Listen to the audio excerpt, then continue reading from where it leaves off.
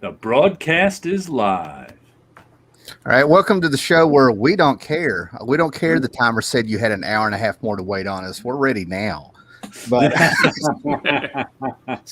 we're not passive aggressive people who take orders from the man at StreamYard. You'll go on in a minute and a half. We'll go on now.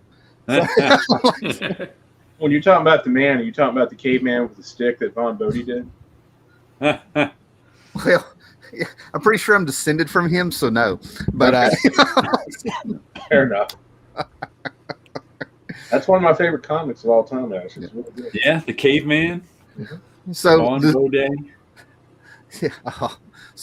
we were having just this fantastic talk about Jim Shooter appearing live around here. The artists that were in Mark Grunwald's Captain America. We've already had some good stuff we should have put out there every time.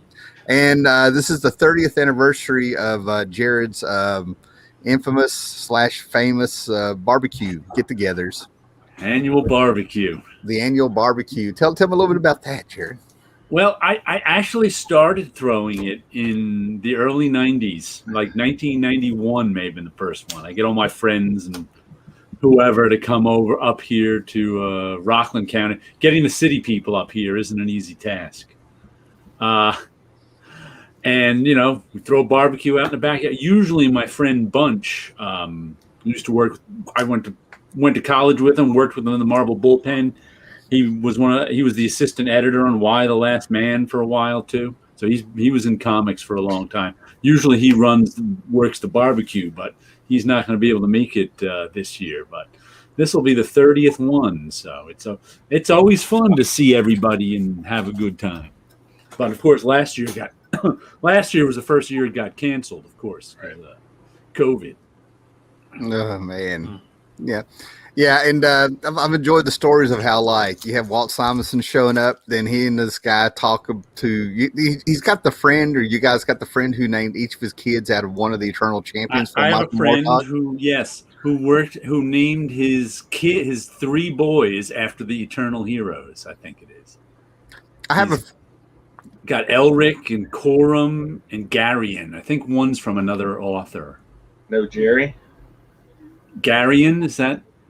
No, Jerry Cornelius. I think that's Jerry Cornelius. So. Okay.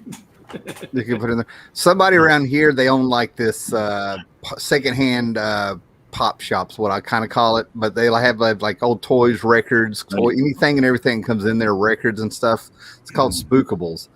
And he just posted these 3 kids, and you should have seen these kids. They're not going to ever find the show, so I don't feel bad about it. But they look mean as shit. That's all there is to it. And they look pissed off because they're mad about something, not just because they're mean kids, you know. But their names are Hawken, Talon, and Soren. This guy actually somehow talked to his wife and let him give these kids a bird theme. Hawken, Soren, and Talon. Well, the one named Talon looks like he's just going to rip you up, and he's like 4. You know what I mean? He had like this insane psycho I kill animals look. And I'm like, I don't blame you, kid. You know, I'm like, I don't blame you one bit for being mad at the world. You know, I'm like, well, it was the story go. Walter was talking to Joe, who's got the sons named after the Eternal Heroes, and I didn't hear them talking, but I just heard Walter say at the end, because Walter is friends with Michael Moorcock. Yeah. You know, they've worked together, and he's like, I just heard him say, I'll let Michael know he got 2 out of the 3. So I'm going to start throwing your name around at cons, because I met Simonson twice, and I'm going to be like, look, I may not go to the barbecues, but I know Jared, man. All right. But did you know that Michael Moorcock also wrote some songs with Blue Oyster Cult? Yeah. No, he did. Huh? He popped up on stage with them once or twice, for real. Yeah. Yeah. That reminds me too. Titan Comics is putting out new. They're doing new adaptations of the Michael Moorcock Elric stuff. Mm-hmm. I already put it on my pull list. I assume it's going to be a series of miniseries because I think they're going in. It said they're going in chronological order. I have not read the Elric stuff in a long time. I don't know if he told the story out of order or they're going like in the first book. What was that? there's things he did, like the Pearl. Oh my gosh, going blank. He has some stories where he'll retrofit stuff into the Elric stories. Okay. And the problem with telling all the stories in chronological order is that they need to specify, and jump in here anytime, Scott, if I'm getting some of this wrong. But anything that has ever been done with Elric is canon. Any comic book appearances, he's really met Conan, he's really met Tom Strong in the multiverse and stuff like that. So DC did a miniseries that Michael Moorcock wrote and Walt Simonson did. They did a 4-issue miniseries about before the first novel. And there's tons of them out there.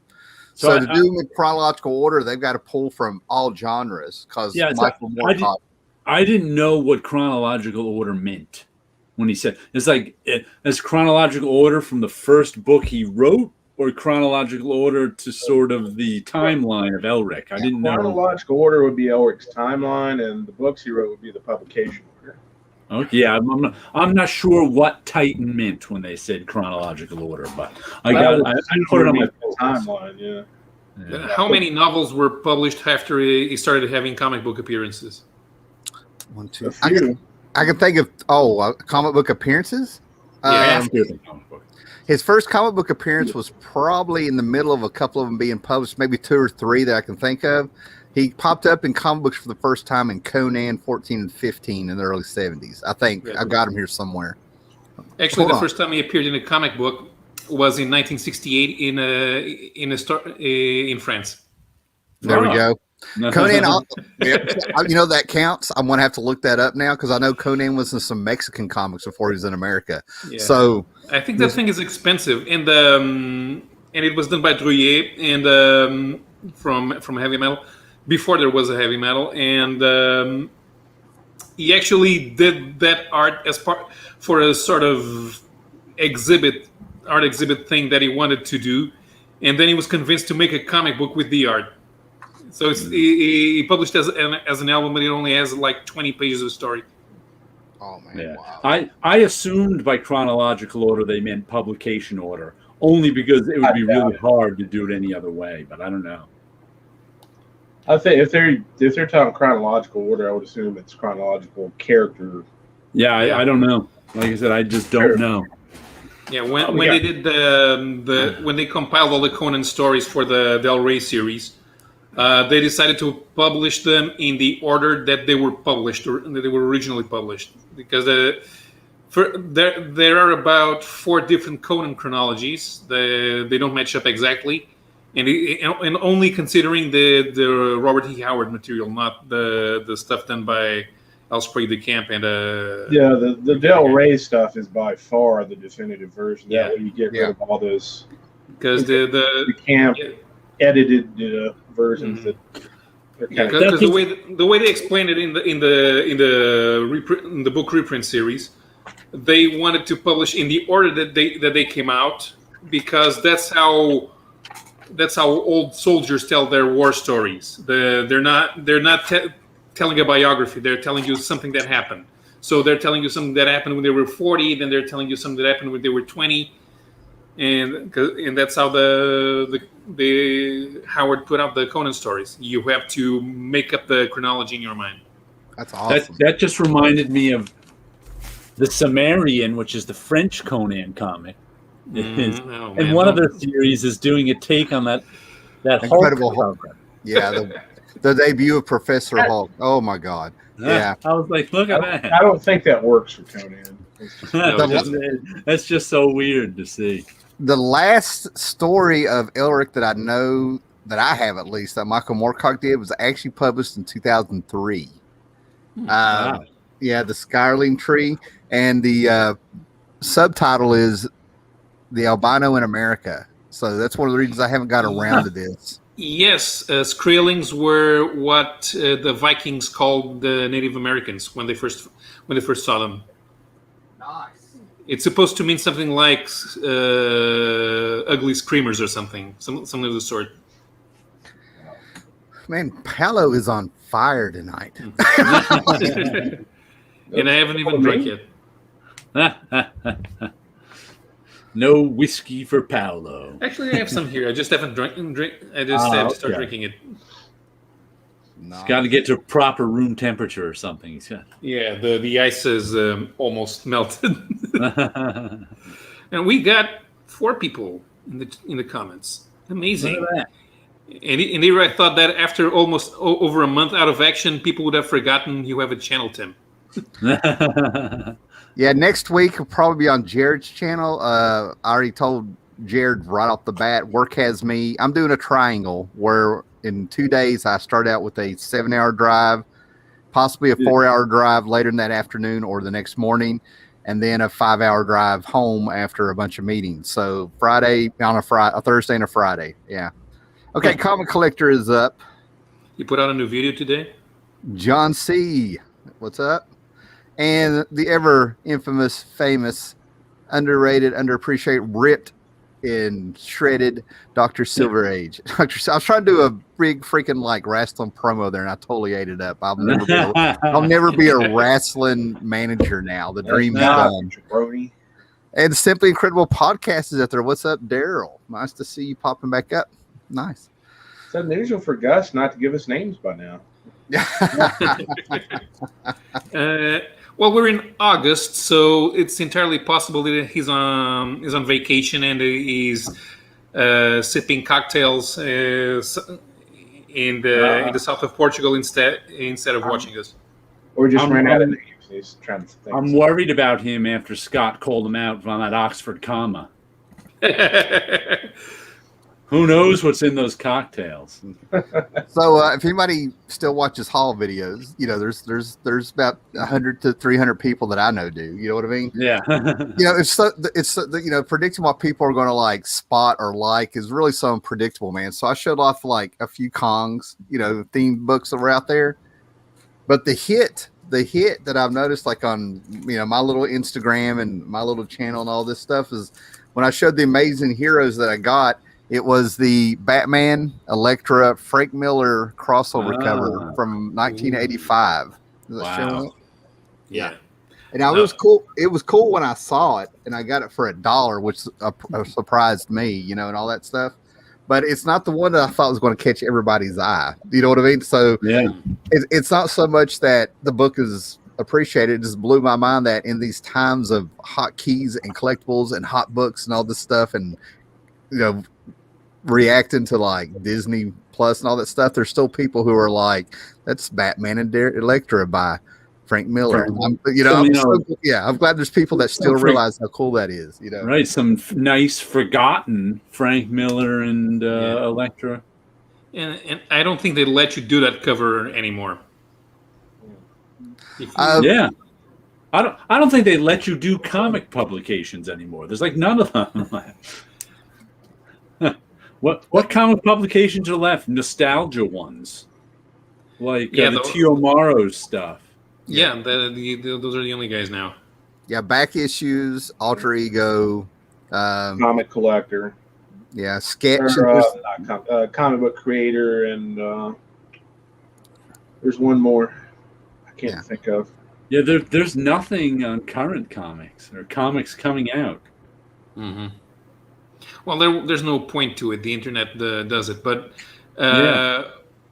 Fantagraphics wanted to keep the comic journal alive as a semi-unregular publication where they do the best of and that extra stuff. Right. Because I still think that you need some that collects the most important things in the last year to make sure that you talk about the really relevant stuff and add some context and but some analysis. The problem with websites is they don't commission artwork from anyone.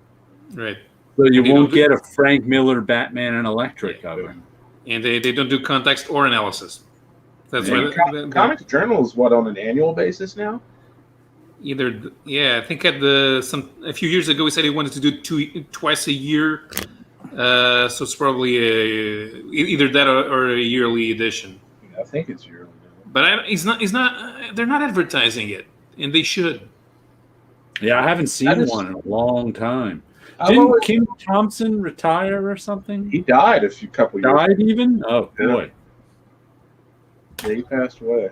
Man, My problem with Comics Journal is I always wish that Fantagraphics would get over the self-loathing they have for the industry that they're in. Yeah, it's still the Gary Groth diary. Yeah. So and they got some nice stuff in there, but sometimes it's like, if you don't like the mainstream superhero stuff, just ignore it.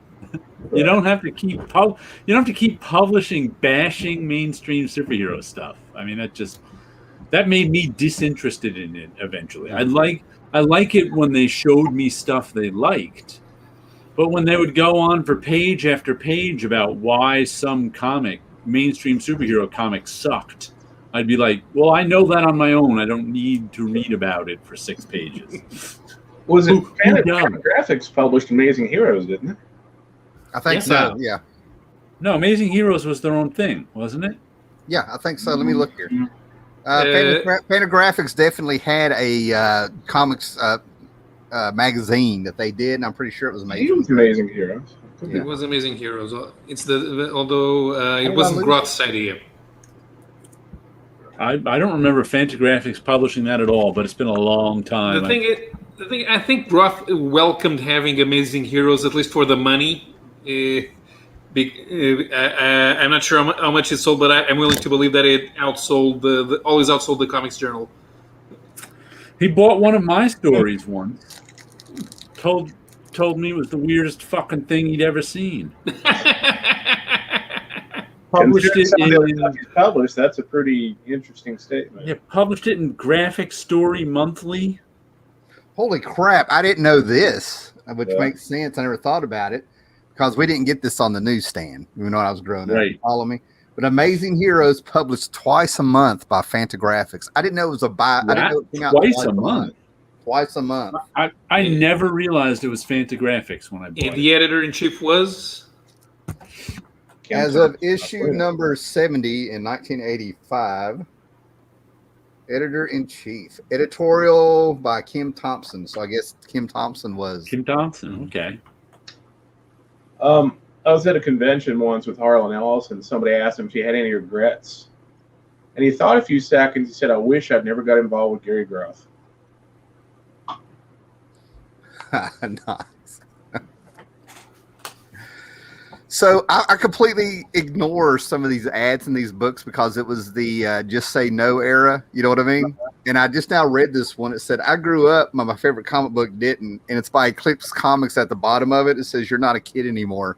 You're 1985. I thought this was like a Just to Say No kind of ad or something like your kid's on drugs. Here's some signs, What was it?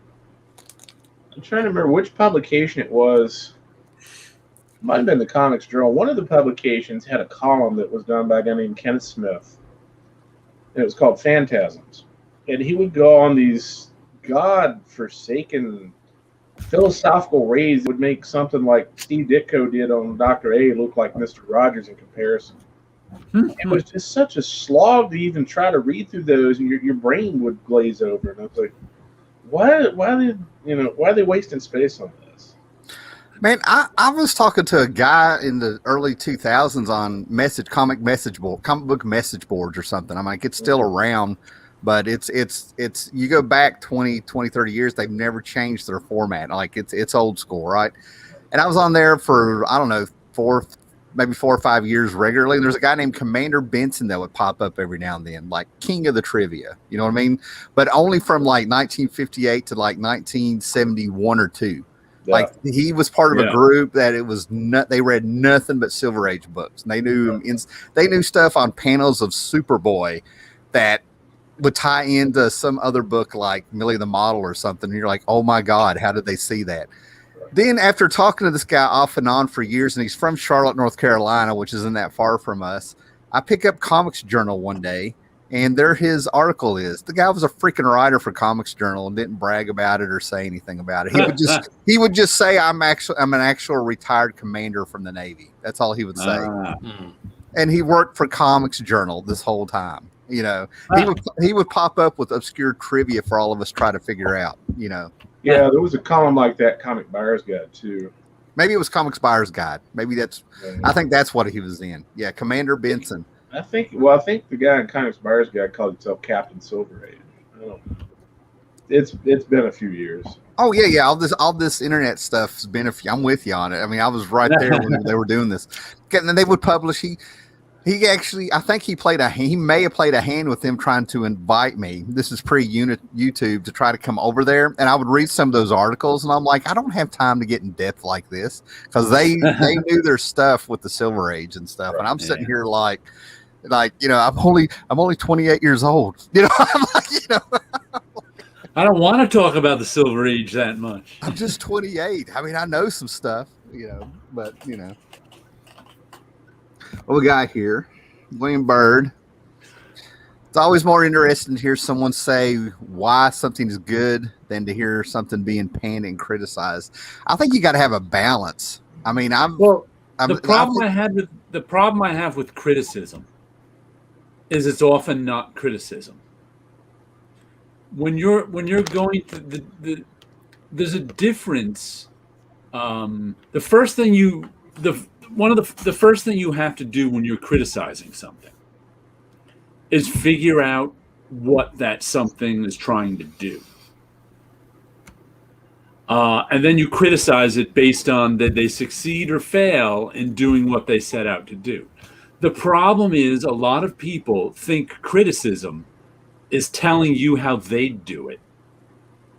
Oh, yeah, okay, yeah. I didn't know where you were going with this. Yeah, absolutely. And it's like, if you're going to criticize the latest issue of Batman, the first thing you have to realize is it's the latest issue of Batman. Yeah. It's not The Watchmen. You have to take it for a monthly comic that they put out for Batman. They're just trying, maybe it's part 1 of 4. And it's like you have to criticize what it's trying to do. If you don't like what it's trying to do, then you don't criticize. It's kind of like, if I don't criticize mainstream superhero books because I'm not interested in what they're trying to do. My criticism of it is stupid. There'll be nothing to it. But some people don't let that stop them. They'll go on and on about how the latest, how Spider-Man is terrible now, never having read Spider-Man in 10 years, And I think the Comics Journal did that a lot of stuff. Like when they reviewed mainstream superhero stuff, it was just trashing it. There was no insight into it. The full mooner, topless guy, nudist dude, and tuxedo gentleman. Hello. I know he's referring to me as the full mooner and stuff, but you guys will see me after the show. I could be 2 of those, 2 more of those. I'm not sure who they are. Interesting combination there. Because one of the most famous criticisms that I've read that people reference all the time in comics is years ago, Alex Toth wrote a critique of some Steve Rude, Johnny Quest. Oh, I saw that. Oh my God. Now, I'm an Alex Toth fan. I think the guy is terrific. He's one of those A-level talents. And everybody's always like, oh, did you say? I'm like, that was one of the worst critiques I've ever read in terms of being a critique. Because he completely missed what Steve Rude was trying to do and told you how he'd do it. Yeah. So it was kind of like, well, it's easy to rip apart somebody else when you do it a different way, but you have to tell him how to improve his way of doing it. And Steve Rude basically worshipped the ground at Alex Toth. Yeah, yes, exactly. That when that came out, when I saw that on the internet, Scott, I don't know if we saw each other yet. It seems like I saw that in 2000. I think that was before. It seems like I saw that in the mid 2000s or something. When it's old. It's from the 80s. Yeah, I saw it around in the 2000s. Right. Thanks to the internet, I'd heard about it, but I didn't know it was Toth. You know what I mean? Like. Right. Some artists, that's how the kids referred to him. Some artists got the Nexus guy. But yeah, that's what made it hurt so bad is, he's made it pretty clear how he feels about Space Ghost and Toth and all this stuff. And just to have him rip you up.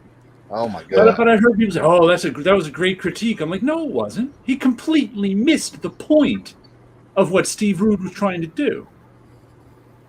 Which I don't remember now. I haven't read it in so long, but I remember reading it going, this person doesn't, Alex, as much as I'm a fan of Alex Toth, and think artistically he can do no wrong, that critique was useless. Yeah, I didn't realize how curmudgeonly he was until I was talking to Bill Stout at convention, and he explained Bill, Toth would ghost people for no reason whatsoever. Yeah.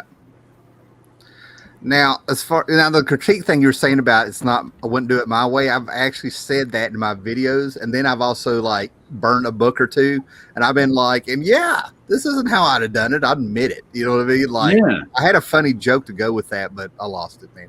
But Wizard thought everything was awesome. I just recently revisited some of my Wizard magazines, and you could watch Wizard go from trying to be like a journo pop culture kind of magazine, interviewing their heroes and all that stuff, and try to be a little bit objective, and you can see them working for Marvel. You know what I mean? Like, they'd play a hand in some book coming out. They like the Century. The Century is where my eyes were open, because the Century is where they pretended they found this forgotten Silver Age character, and it was in an old editor's drawer. They were like, we have a hero that was really, really created by the Silver Age guys. And a guy at the Mountain Empire Comics guy, Rob Pilk, who owns that shop, he figured out that the creator, they said, created that at Marvel Comics. He figured out it was a letterer's last name from the Silver Age and some obscure editor or something. He found the two Silver Age guys you never heard of. He combined Artist Mac with Sam Rosen, and that's how you could tell it was made up. Something, Also, the title where it showed up didn't exist. It was not astonishing. It was something like Astonishing Suspense or something like that.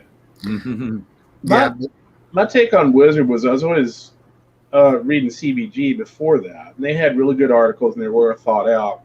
And Wizard to me seemed like a bunch of frat guys were writing it. It was.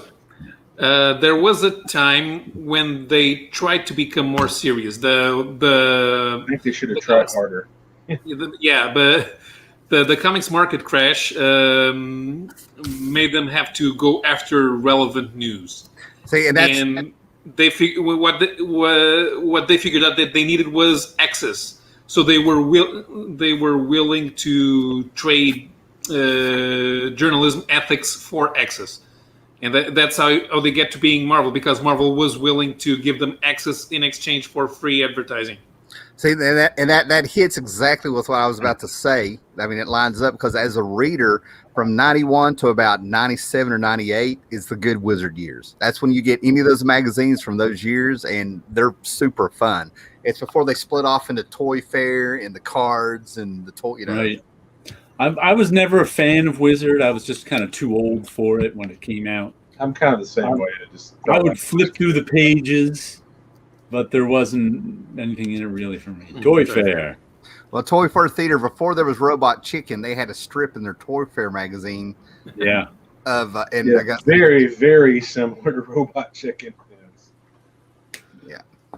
And Mind the Comics asks what Toth is obligatory. Zorro, I would say no Toth is obligatory, only because, much like Joe Kubert, I don't think he ever had good writing on his stories. Yeah, all the Alex Toth stuff is beautiful to look at. Beautiful to look at. I like how the right side of the screen the right side of the screen got very serious when you said that, Jared. Just throw that out there. Continue. Sorry. I mean, I've got one collection of his stuff that collects a lot of his 50s. I forget what the name of it, because there's a lot of Toth collections out there. Yeah. And it's all just, I mean, he is such a good and he's an artist, such a good artist, such a good storyteller. He is a master of drawing. But the stories were all Yeah. Well, Joe Kubert's always had a thing where he would talk to a writer. I think Azzarello's the one that kind of put it out there when he went back to a Sergeant Rock story. Jack Kirby's got it in his head. Joe Kubert is sort of aware that his family is going to be reading his stuff, and after he passed away, he figured his grandkids were going to be looking at it and great grandkids. So he made sure to let writers know, please don't do this or do that. It wasn't anything to hurt the story, but he wanted to make sure that it was clean enough and the subject matter was just enough not to be R-rated. Let's put it that way. Language-wise, that kind of stuff. Facts from Sarajevo is the one Joe Kubert graphic novel that I think is equal to his talents. Mm-hmm. Have you ever read that one? Yeah, and Toth never got to the point where he could do a graphic novel on his own terms because all he did was alienate people. Yeah, it's true. But I like the comparison between Toth and Kubert because that's how I see it. There's no thing that you have to read. It's something that you buy. You buy a magazine and you see, oh, there's some Toth. Nice. Right. Hot Wheels by Toth, which is impossible to find. It's a late 60s, early 70s DC comic licensed Hot Wheels, the little cars. Mm-hmm. Absolutely beautifully drawn, all these cars. Holy cow. But there's no reason to read it. You know, the stories aren't any good. Like his one of his most famous stories is Black Canary. He, like in the early 70s, he did some Black Canary stuff that's shown up in reprints over the years. I think there were only like 8-page backups. Absolutely some of the most gorgeous Black Canary artwork you've ever seen. But there's no reason to read it. To answer Gus's question about what's obligatory, I'd probably have to say there's a 3-volume set that was done on Toth's career, and it's Toth animated. And I can't remember the titles of the other, and it's an animated life, and I can't remember the other two. I'm trying to look it up. Well played, Scott. I've always wanted to get those. They're if cool. you wanted to get an overview of Toth, that's the place to start. And there's a couple of out of print ones. One's called Toth by Design. That's one of the other ones, yeah. That's really good. That was out before those 3 sets, and I think it's out of print now and real expensive. Yeah. There's another one. Genius, I'm sorry. Genius, animated, the cartoon art of Alex Toth. I've actually read that one. So there's 3 of them that go together, and I think they put. And not only does that include his comics work, but it also includes his animation work as well. There's once again, I think it's out of print, but there's a collection of all of the character sheets he did for Hanna-Barbera. The animation stuff in the 60s. That's just beautiful. Yeah, because you see all those style sheets he did for Johnny Quest and the Herculoids and Space Ghost and a few other things. Look, anything you see with Alex Toth's name on it is good to look at. Yeah. It's just not good to read because it's okay. It's DC comics of the 1960s, 1970s. The Zorro one is fine. I like that. I've got a printing of it from the late 80s, I think. I enjoy it. But mostly I look at it because there's... I would say the Toth that I remember seeing before I knew it was Toth was in Creepy Magazine and some Westerns of all things. And then it was later on around 80 when they had this resurgence of those 60s, and the All-Star cartoon that had like Space Ghost, Herculoids. Adele or Gold Key.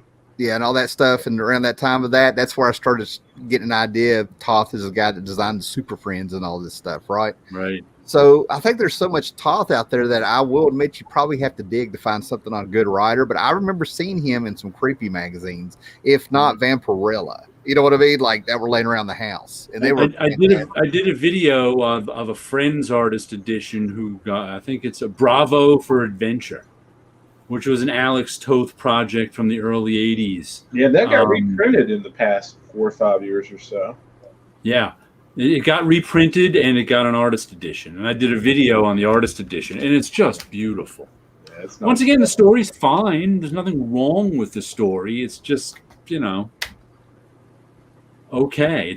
It's a B-level story with an A-level artist drawing it. So it's kind of like, and to me, that's Kubert and Toth. He had Alex Toth had a hand. I didn't realize this. I mean, I know he was there at DC in the Golden Age, but I didn't know he was there for 5 years. And it seems like I always thought he had something to do with Dr. Midnight. So I don't know if he Anyway, it says that he worked at DC for 5 years during the Golden Age, drawing versions of the Flash, Dr. Midnight, and the Atom. And then he drew Western comics also, All-Star Western, and the Johnny Thunder character and stuff. Yeah. So, yeah, okay. Anyway, but his death is the one that bothered me, to where people at work were asking me if I was all right when I found out. Yeah. Toth died at the drawing table May 27th, 2006, 4 weeks shy of his 78th birthday. And his son was the one to put out that he died at his table. No joke, man. I was just real quiet that day at work, trying to type away and do things. And apparently I was walking around all melancholy, because work, they don't give a crap. You know what I mean? But I had a few people coming up and be like, "You all right, man?"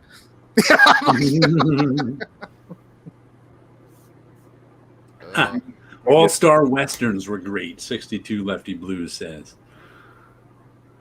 Okay. Yeah. And anything Toth drew was great. He was so talented. Hey, Spike. Yeah, he was a master at minimalism.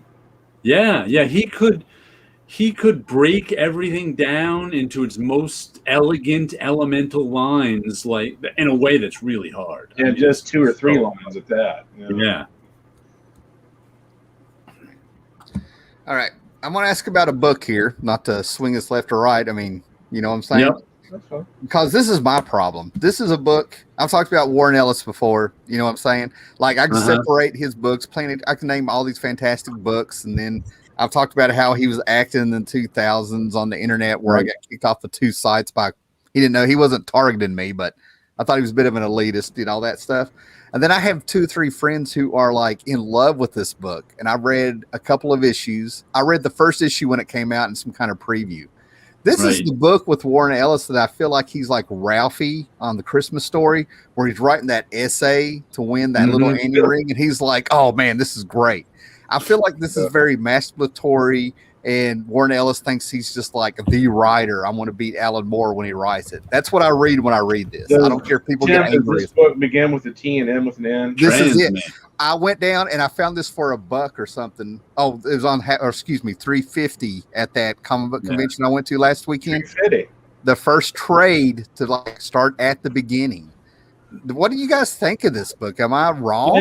I haven't read it, but I've heard nothing but good about it. Yeah, but when I read it, Warren Ellis says better. Go ahead, Jared. Sorry, I'm a Warren Ellis fan too. I enjoy most of his stuff. Yeah, I read a little of that in the 90s, and it didn't grab me. And it's been so long, I can't tell you why it didn't grab me. Is it just me, since I haven't read it? Is he basically basing that character, Spider Jerusalem, on Hunter S. Thompson? Yeah, Hunter Thompson. Yeah. A little bit, yeah. It's inspired by Hunter S. Thompson's that gonzo journalism in a world. I mean, this thing is radically political, where it sounded crazy in the 90s. Yeah, but imagine that Hunter S. Thompson is a British football hooligan. You know what it was? This thought just came back to me. I don't know how true this is for me back then, but I thought that Gary Trudeau did it better with Uncle Duke in Doonesbury. Oh, okay.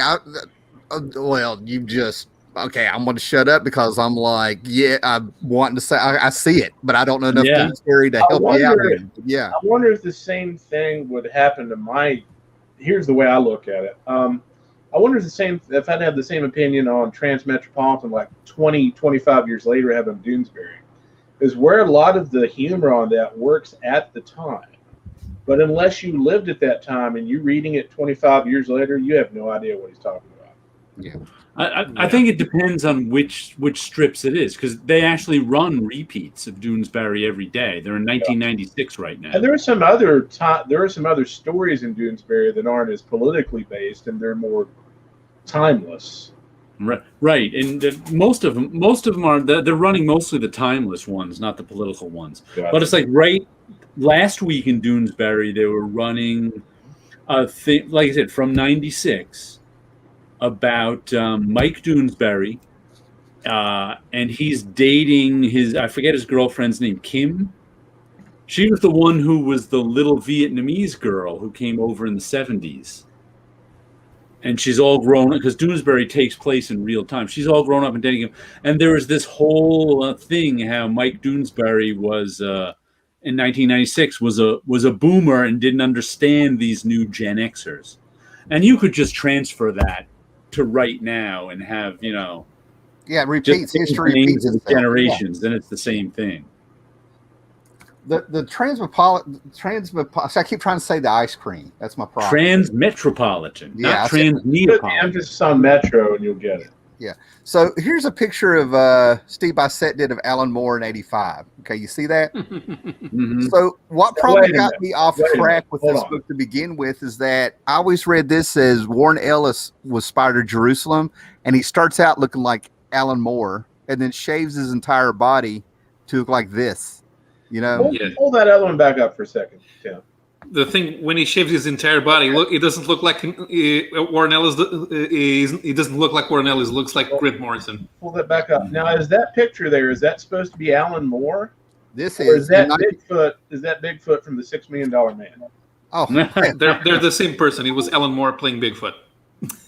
I've always thought that. you heard it here first, guys. You heard it. Yeah, here but first. you remember that was the first time that Warren Ellis took a jab at Alan Moore. He did the second one in Planetary when he had the Constantine stand-in become Spider Jerusalem in the issue where he made fun of Vertigo. Yeah. Because he died. He faked his death, so he becomes somebody new. Because all those '80s characters that turned into Vertigo characters look silly if you look at them real hard. Yeah. I don't think that Transmetropolitan was unfocused. I think that Ellis wanted to explore the universe he created for a little while, and when he did that, it kind of went sideways. It didn't follow the main plot. The main plot was his take on the U.S. U.S. political system, but exploring the world that he created, which was basically what he saw as the United States futuristic vision of itself amped up to the maximum from an 80s take. Like they were in this sort of beginning to go in a Judge Dredd direction. See, you could focus on the book. That's the thing. I kind of agree with this guy saying the book is unfocused, what I read. But it's so weird because when I read this, it's one of the few works that I feel the writer's ego is in there. It makes me feel like he's typing naked, smoking a cigarette butts and ashtrays everywhere. And he's like, I'm a freaking genius while he's typing it. That's what gets me. Yeah. It's what's weird about the book for me. I mean, I've read a lot of Ellis, I've read some stuff, but I've never read something where it feels like it's masturbatory for the guy writing it, But the thing is, at the time, it was understood that the issues that were not focusing on the main plot were the best ones. And I remember when one of them even won a Squeedy Award in the news groups for best story of the year. So yeah, when he did those little vignettes exploring his world, that's where the best writing, his best writing used to shine. And when he was making fun of the U.S. political system, it was just a British guy making fun of the U.S. political system. Oh, and I can handle that. So if I remember right, it's like the one-shot stories were much better than the big ongoing. Definitely. Gotcha. Awesome. Okay, I can hang with that. Okay. I completely forgot about the Squiddy Award until you just brought it up. Wow, that's a blast from the past. Yeah. Oh man. That's I feel like I just purged some feelings that I need to get off my chest. It's not that heavy, but I'm like, damn it, will somebody tell me? Yeah, I haven't read it yet, but I've heard literally nothing but good about it. Okay.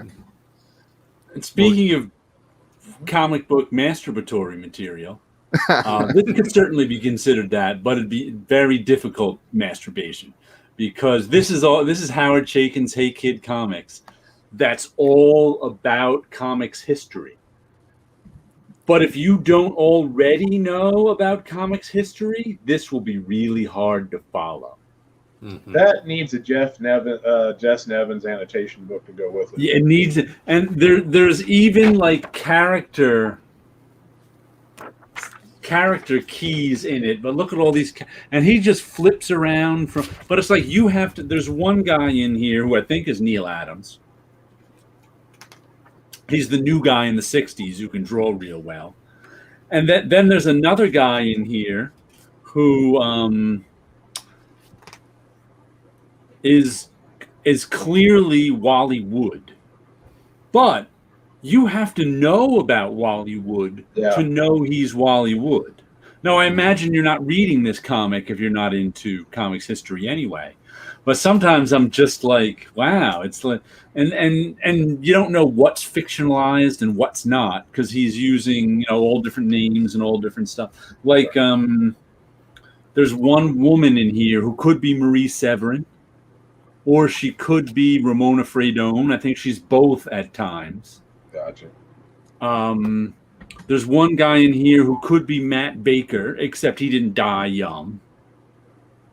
So he's there in the 70s. So I assume he's a stand-in for, like the sort of Black American artist in comic books and what he had to go through. I guess throughout that series, you kind of have to look at it like historical fiction. Yeah, it's historical fiction, but then he clues you in on who some people are. So it's kind of like, Yeah. What was the name of the guy? George Harriman, the one who George Crazy Harriman, Cat? Crazy Cat. the guy who created Crazy Cat. Yeah. Yeah, it was George Harriman. Yeah, George Harriman. He never worked in comic magazines. He was mostly only a newspaper strip creator, right? Yeah, of course. At the time, Because his work, and I don't think there were any comic magazines, were there? Yeah, because he could be a stand-in for the Matt Baker stand-in as well, but he's not known for working on anything but Crazy Cat. So, and I don't remember any black artists from the 60s, 50s and 60s. There were some that were. There's a guy named Grass Green, although I think he started in the early '70s, but he got his start in fanzines. Yeah, I know about Grass Green, but he never graduated to pro. To the big time, right? At best, he was published by those guys from Texas. I don't remember exactly, but in the past couple months or so, there was a book that was published about the history of black creators of comics. Yeah, that was fairly recent. The guy who wrote it was interviewed by the comic book historians last year. That's where I saw that. Okay. By the way, Mind the Comics asked how's Wally Wood named? I think it's Peter Vance, GW legend who has aged disgracefully, and GW is EC Comics. Then back here, it tells you his assistant says how much. He says how much longer? Almost done, Pete. And then he says never Pete, always Peter. Now you have to know that Wally Wood was never Wally. He was always Wally. He was always Woody mostly. And Howard Chaykin knows that. He was his assistant. He's the one who I read say it. Wally Wood did not like being called Wally. He was never called Wally. His friends called him Woody or else Wallace sometimes. And he says, sorry. And he says, started with that fat fuck Gertz, then Bob with his fucking nicknames. Bob is Stan Lee. And then he starts. Then you have to know this about. Matter of fact, this assistant might here could be young Howard Chaykin. Now then you have to know Wally Wood's famous saying, "Why draw when you can copy? Why copy when you can trace? And why trace when you can cut out and paste down?" And here they're going through his method. He's teaching his assistant how to do this stuff, and he's like just and he's showing him how to do swipes. And at the end, Woody says, "Now you see, I learned a long time ago. The most important guy in the job was the inker because he comes in last with the last say on the matter. See what I told you? Not to worry. I can make anyone look good," which is what Woody did. The pencils he just he'd have someone else, he'd have one of his assistants do a lot of penciling and do a lot of referencing and do a lot of stuff. And then Woody would come in and draw everything in ink and make it all look good because he was that talented. And so that's what they show him doing here. This Peter Vance, I think it is in the beginning. Yeah. See, that's how I was in with like some humor magazines or something that would talk about Woody back in the day. And they'd be like, his big thing was like, add more black, add more ink. Yes. More black, when in doubt, black it out. That's that was it. Yeah, that's it. Things. Yeah. He should have Which works. Yeah, and this silver-haired guy is Gil Kane. Where's his Ray Clark? Been around long enough to be considered a classic artist, even if his peers never quite bought it. I think I'm just going to get that in trade, man. I know it's going to come out in trade. So yeah. Volume 1 is already out in trade. And he's been doing interviews, or at least putting out quotes. I don't think it was an interview, but he's been putting out there that he's having a hard time getting people to work with him nowadays because of the current environment. For people who think Twitter is the real world, the current environment has made it hard for people, hard to find people to work with them. Yeah, well, even without that, nobody actually remembers Howard Chaykin enough to want to hire him. At best, he's an old guy who worked back in the 80s. Nobody. Right. As Howard said in his interview with Kayfabe, he's like, you know what? I was never that popular. He's kind of popular with certain hardcore comic fans, but he was never popular in mainstream. What was that? I was going to say he's popular for being controversial. Yeah, you guys may not remember this, but I've sort of kind of remember the channel. I'm not sure, but there's a channel that popped up on YouTube, and they got hotter on Twitter than they were on their channel, and they were out of Tennessee and had blue hair and all this stuff. And they were trying to make sure that they let people know that they've been in comics for a long time. And then he jumped the shark on his channel very quickly. I mean, just let an idiot talk, and the idiot will take care of himself. But he was like this Howard Chaykin guy, and it was that this was around the time he had that real controversial Image book that came out. Well, I can't remember. Oh yeah, that one cover got him in trouble, and he was. And the funny thing, Howard Chaykin is an old school liberal too. Well, he's like the original 1960s New York liberal. Well, what you're talking about, they got informed because they did an interview on that, trying to pop their channel a little bit more, and they were thinking Howard Chaykin was a new guy and said he's nothing but a Frank Miller ripoff. And I was like, I remember like falling back into my couch when I heard them say that, and I was like, these guys are phonies. They got informed about everything, like what you just said about Howard Chaykin real quick, So they're even worse than Comic Pop. Yes. He got in trouble. I forget the name of the book now. I even have it. United States of Hysteria. Yeah, United States of Hysteria. That book and people going after Howard Chaykin exposed a lot of people for what they really know and don't know. Let's just put it that way. That story you just told reminds me of this 20-some-year-old kid at where I used to work. When the John Carter movie came out, said, "Oh, they're just ripping off Star Wars," and I'm like, "Yeah, exactly." Dude, stop, DC has been the company Chaykin has worked for over the years, but I don't know if he wrote. He has done some stuff here and there in some of their collections. The last mainstream thing I remember him doing was Avengers 1959, and that was when Quesada was still hands-on the comics. I saw him do stuff only like 3 or 4 years ago for like DC, but it was like he did 8 pages. This 100-page book. Crap. I'll have to look it up. Where are the books? I've lost them. Yeah, but a lot of Chaykin's Elseworld stories and things you don't hear about, like Thrill Killers, that I was trying to show. I have the poster for. I love it so much. And then he did that Jose Garcia Lopez story. They took a bunch of the space characters of the 50s and updated them. Twilight. There's Howard Chaykin has some fantastic books you never hear about. You just hear about, he's the Star Wars guy and he hates it. Yeah. Well, yeah, that's probably the best known thing that he ever worked on. It wasn't even something that he put his heart into. Right. Although I like that he's self-aware enough that he knows it was never famous. Right. I think I think it's a writer. I think it's as a writer. I mean, everybody knows his, or at least knows of his. And here I go blank on it. His American book Flag. of the American Flag book and stuff. But when he's just a writer, I mean, he can write stuff that feels like pulp.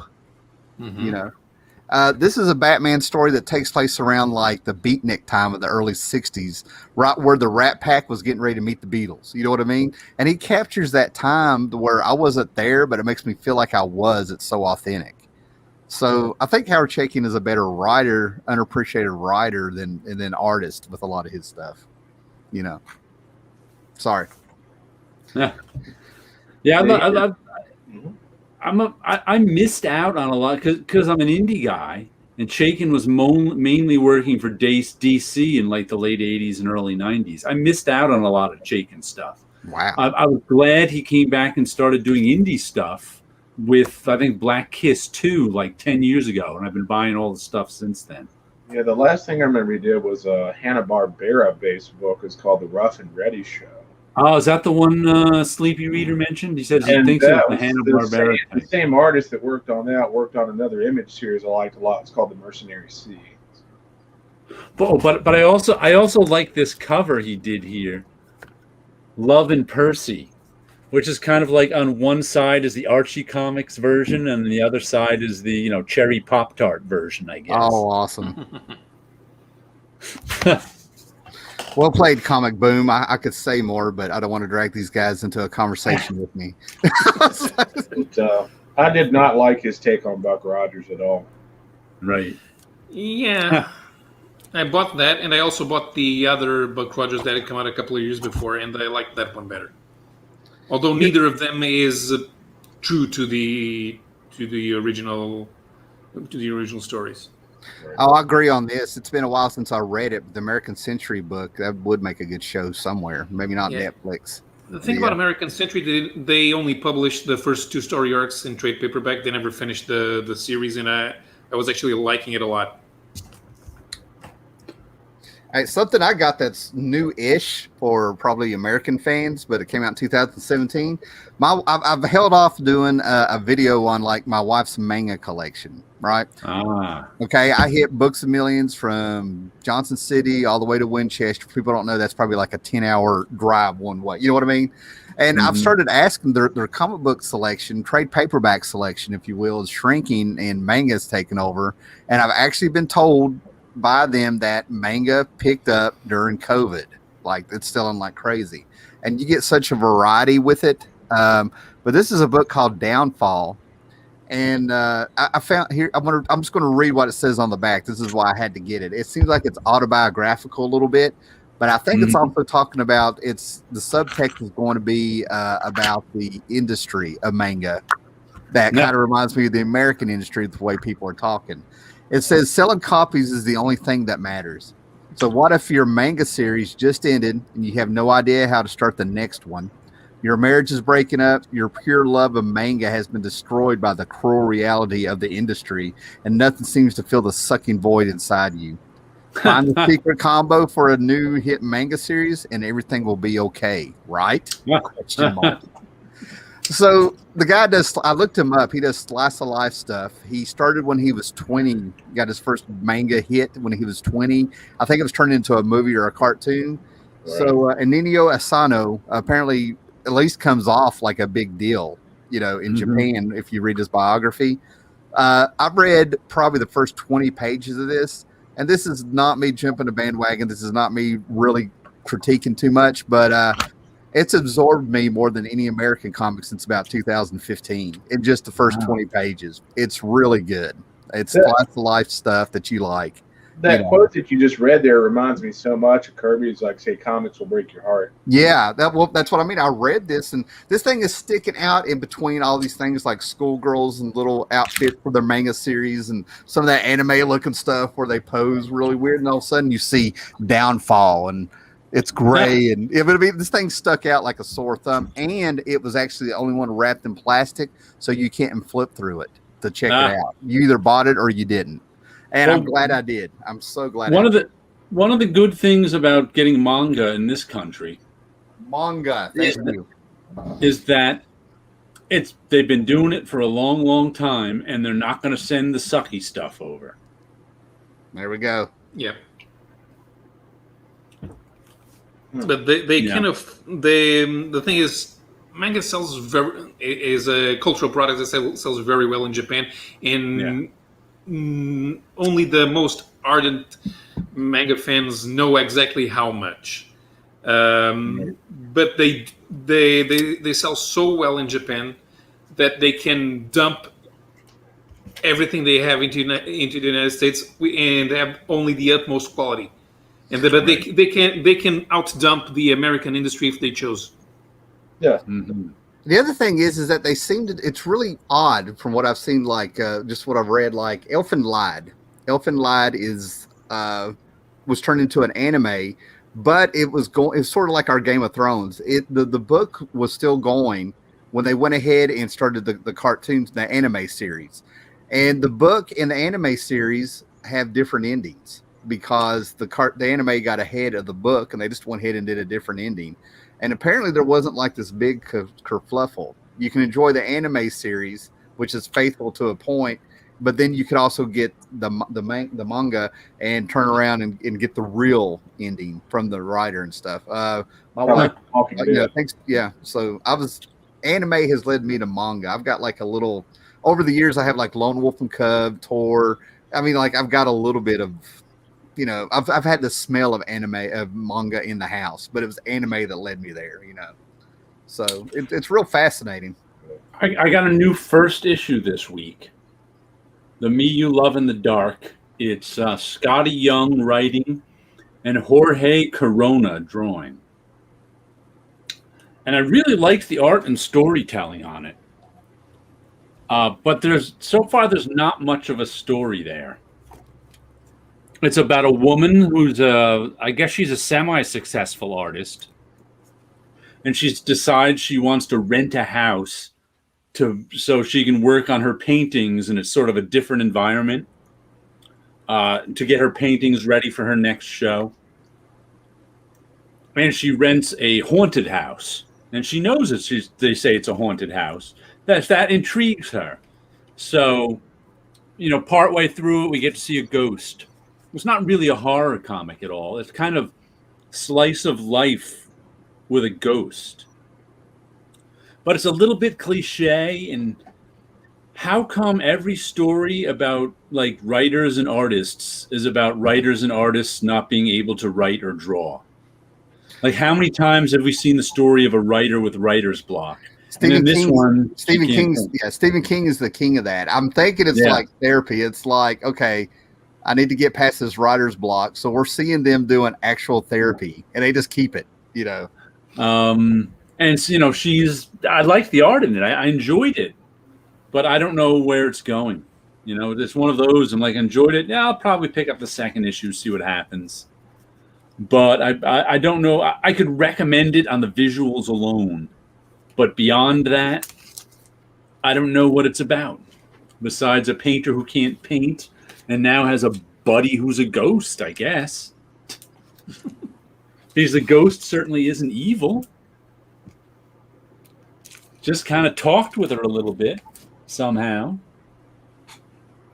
Oh, but evil! You want some evil ghosts? He was one of the Bad Idea comics I worked on. It came out this week. The Lot #2 by Marguerite Bennett and Renato Geddes.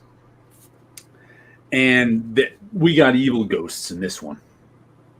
This is the one where a woman, this type A personality woman hired by a Hollywood studio, looking to make her mark, going over the books, finds this lot that's been on the books for 50 years but has been closed down. So she goes over there, opens it up, like, we can sell this, we can do this, blah, blah, blah, blah, blah. Turns out they were making a horror movie in the early 70s there, and it got a little too real. And in this issue, we find out the story of. She finds the director, and we find out the story of him making a horror movie, and how this group came in and bound them to demons, and in this one, I think it was they had to pay a price in love or blood. So that now that the lot's open again, the demons or whatever they are all coming back looking for because they gave them all one wish or something, all these people in the early 70s. And so there are guys like sacrificing their wives to this demon rather than die themselves. So it was getting real evil in this second issue. The art is still a little unfocused to me. It's this black and white art. Oh, nice demon there. It was less unfocused than the first issue. Hold on, dear. Let me get that up there. There we go. Let me get this off here. There's a nice demon right there. I like that guy. But it's some decent black and white art. I'm enjoying it. And of course, this is one that I did the production on, so my name's in the back. If you want to know how fast these come out, I got these 3 issues that are here. I got to the printer on July 13th, and they came out this week in the comic shop. That's how close to deadline and how fast the turnaround can be in comics. All right, he said July 13th, and for anybody watching this in the future, today is August 6th.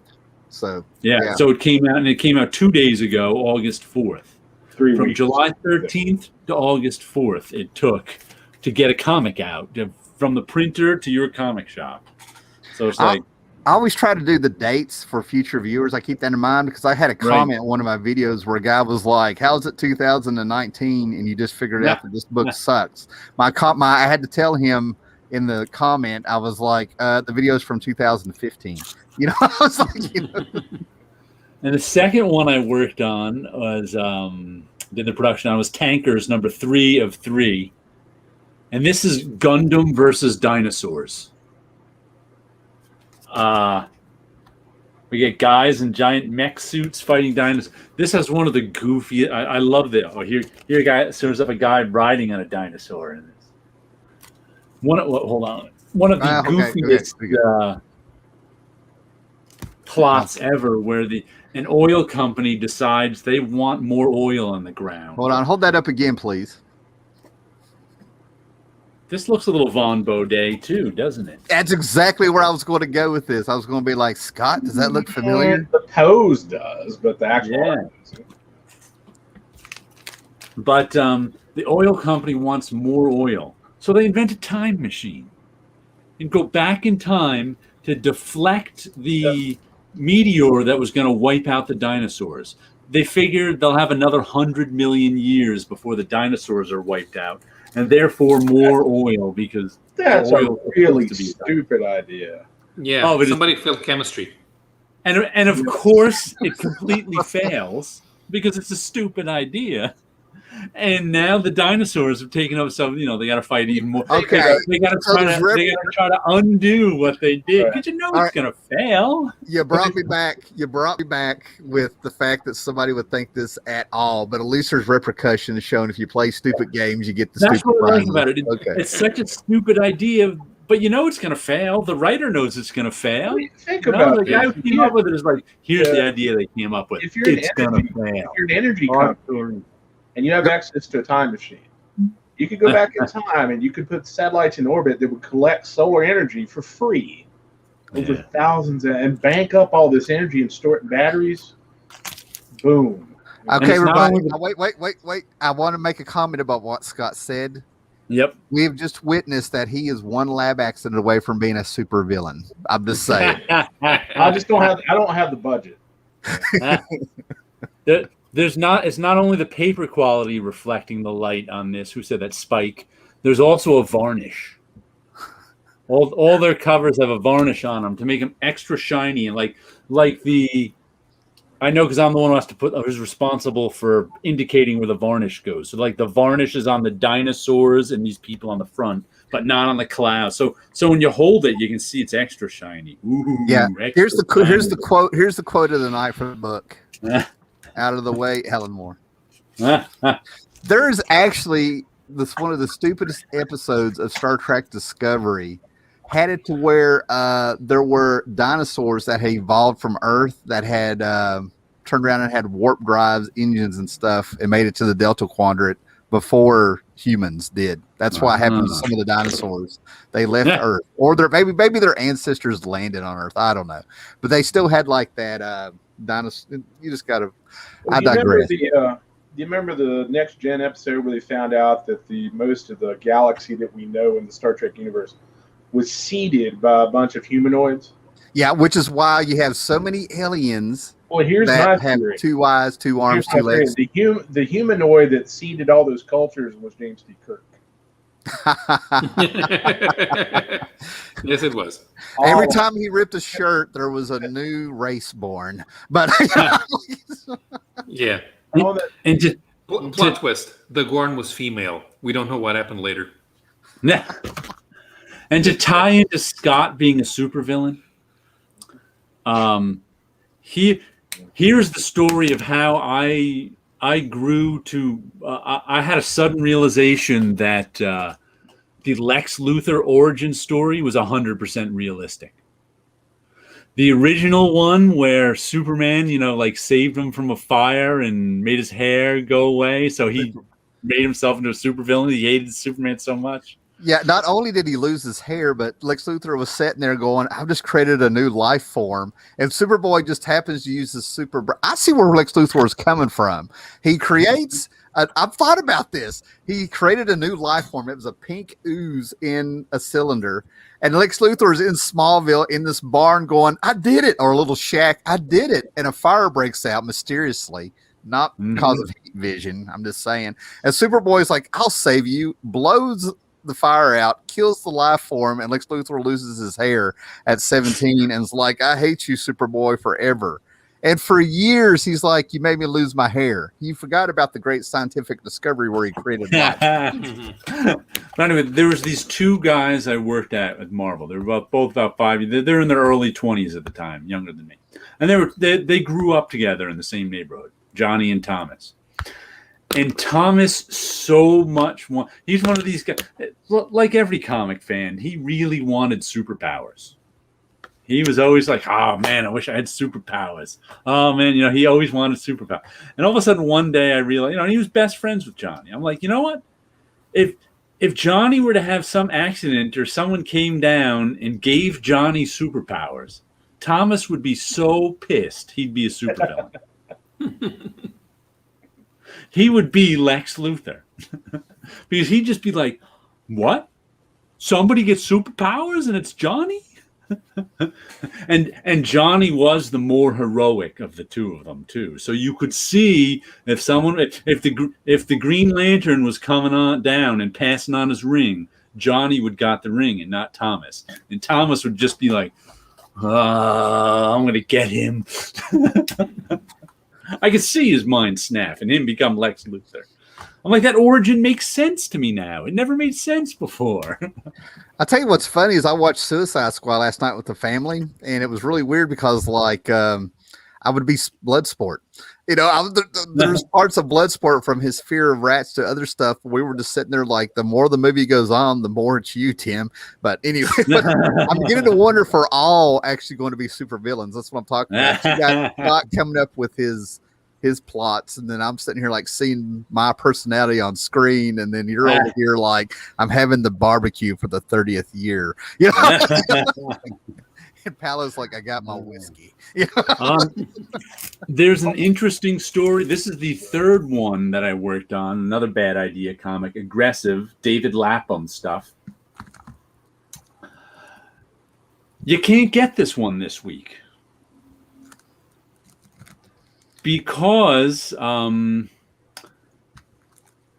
my comic shop got an email at about noon on Wednesday saying it wasn't delivered to all of the comic shops across the country So you have to not sell. You have to not sell it until the 18th or 19th. Which, they took it off the shelves, but John was like, "Well, we already sold 6 copies of it," and they gave me a copy too, of course, because they sold me a copy because my name's in it, so I can't get in trouble for having it. But this was really good. I'm a big David Lapham fan to begin with. He's the Stray Bullets guy, but this is the story of Batman. If Batman had no problem killing someone, and some Russian hackers stole his fortune. So he's like, all right, I got to go and kill me some Russian hackers and get me my fortune back. And that's the story in this one. And it's like, I'm just a David Lapham fan. He's such a good storyteller. And I really enjoyed this one. And in the back, if you kill a few 100,000 Russian hackers, put them in a time machine, they turn into oil. Okay. And in the back is the story by Matt Kindt and Klaus Janson, which probably has the nicest Klaus Janson artwork I've ever seen. I just think it's only like an 8-page story, but I think it's just beautiful. He just did a really nice job with this. The drawing is excellent. The storytelling is excellent. It's just this 8-page story of this assassin trying to quit being an assassin by killing people, Hardly looks like Jensen. Really nicely drawn. He's got all sorts of zipatone and black and white effects on it, and it's just really. I said, this story is probably the nicest Klaus Janson I've seen. Can't even remember the last time I saw a new project that Klaus Janson was working on. Yeah, it's been a while. I think he did some writing on something with a few years ago with like J.R. Jr. or someone, right? I don't know. Gray, or they did that years ago, but I think they did a new issue of it. But you can get this in like 2 weeks if your comic shop sells Bad Idea comics.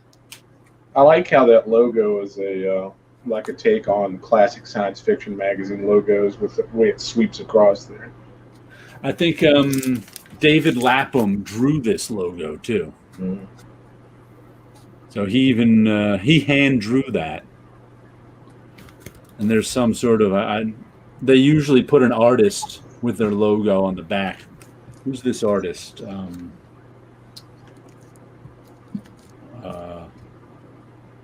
That's David Lapham and Andrew Dahlhaus. I didn't realize that was Lapham too on the back with Dahlhaus on the colors. Gotcha. Doing sort of a take on Alfred E. Newman there. But nice. This one might have been my favorite out of the 3, though I enjoyed Tankers. Is just fun. It's just goofy fun. But I'm such a Lapham fan that I really enjoyed one that. Comment on the Tankers storyline where you had dinosaurs involved. Hammer Films had plans to do a film that was never actually released, but they did a film poster for it, which was great, which is Pterodactyls versus Zeppelins. And I want them to make that movie, but never got made. Okay. Oh, Spike says Lapham's Spider-Man with Great Power mini was one of the best Marvel Knights books. I don't remember that one at all. Me neither. Not at all. Man. No, that doesn't even ring a bell. We've discussed before how disappointed we were with Lapham's Batman. Yeah. But I didn't know he did Spider-Man That's wild. for Marvel Knights. So that must have been a while ago even. I want to never kept up definitely with Marvel Knights. I want to have to definitely look that up tonight because I had no idea he even worked at Marvel in any way, shape, or form. Yeah, I don't remember that. So some of the things I picked up for 75 cents was like this spec book. This is the one where, you were talking about the new game you did last week on the show of Bagboard Slab, which is like marry, kill, fornicate. No, it's Read, Rip, and Slab. I got a few more here. We'll have to try some. Well, the way speculators are going, this is going to be the new one right up there with Secret Wars at number 8 and Amazing Spider-Man 252. This is going to be in the running the way they're predicting it. Because it's an early appearance of the black costume, like on a cover. So? And because Peter Parker probably ate his first cheeseburger in this too. Who knows? You know. Wasn't the first appearance of the black costume the Web of Spider-Man cover that Charles did? No, Yeah? that definitely wasn't. No. Okay. But this book has also been taken up. I actually had this from Free Comic Book Day, and I don't know about you guys, but I've gotten rid of a ton of those Free Comic Book Day books. Oh yeah. So the fact that the Astounding Wolfman survived is pure luck. Pure luck. Well, they're expecting this to pop up in the Invincible cartoon. So a cartoon appearance is expected to make this free #1 from 2007. Going to buy you a car one day. We don't know, you know. So it's funny. So I did some specking. I bought 2 books I got rid of years ago, and one I wanted back because I keep forgetting the character's name, and I still laugh. I don't know how real the specking it is when you only spend $1 on it, though. Well, these were 75 cents. 75 cents. I don't know if that really counts as speculation. It's 75 That counts cents. more as impulse speculation. Well, I don't know how to. Well, they want to say it's flipping, but I hardly ever sell my books. I just I buy these books to prove a point that there are skills you are not developing because you're doing all your entire hobby online. But I also am conflicted because I'm like, live and let people do what make them happy. But I'm like, you're wasting a lot of money. I'm very torn. Yeah. But anyway, so I got these for 75 cents, and here are my spec calls. All right. Yeah. Not really. I'm trying to be funny, but let's be clear, right? But I got rid of this years ago, but it was the spoiler as Robin because the whole storyline was Robin had quit. Jason Todd did. So Batman, being the manipulative bastard he was, brings in the spoiler and gives her false hope she's going to be a real hero one day and makes her the new Robin. And he just did it to make Jason come back. Batman manipulating the minds of children. Isn't that what he does every time he shows up in Justice League? Well, the whole thing is like, I think spoiler in the comics ended up getting knocked up. And I'm telling you, it's because Batman messed with her head. She needed something that was going to unconditionally love her since she couldn't get it in the superhero world. Just saying. And now here we go, right? And I think this is going to happen if McFarlane's Spawn movie ever comes out. Marvel has the answer to what they're going to do, right? Mm-hmm. It's going to be Night Watch. Fresh from the 90s, ended special cover. 75 cents in your dollar boxes, people. So run out and get them all. That's not Spawn at all. Now, is that it? That's different. What's the name of they keep being the Marvel supernatural characters that they keep rumored to make a TV show out of? It's funny you say that. That's not the Night Watch. That's. Wait a minute. Hold on. Night Stalkers. Night Stalkers. The Midnight Suns. Midnight Suns. I got this. This has been in dollar boxes for years in its special plastic with a poster. Back in the year, but the Midnight Suns, I got Spirits of Vengeance #1, where Jenny Ketch meets Johnny Blaze, the original, by Adam Kubert, in the bag, rotting. Didn't that come out of Art Adams' run that he did on Fantastic Four or something like that? The new Fantastic Four? Yeah, that's different. Yeah. Okay. They did Midnight Suns because Ghost Rider was successful enough that they thought they could put out more horror books. And the ones that they put out were, most of them, kind of meh. I mean, the Darkhold book in particular held zero interest to anybody. Night Stalkers featured Blade, Hannibal King, and Frank Drake from the original Tomb of Dracula. And people liked Blade. And, and they did Spirits of Vengeance because it was another Ghost Rider book. And they did Morbius, too. And the first issue of Morbius is absolutely dreadful. The trade at Books A Million is on sale for like the main book that was doing that crossover with the Darkhold and the Spirits of Vengeance and all that stuff. And I flipped through it, and it's like an Image wannabe book by Rob Liefeld.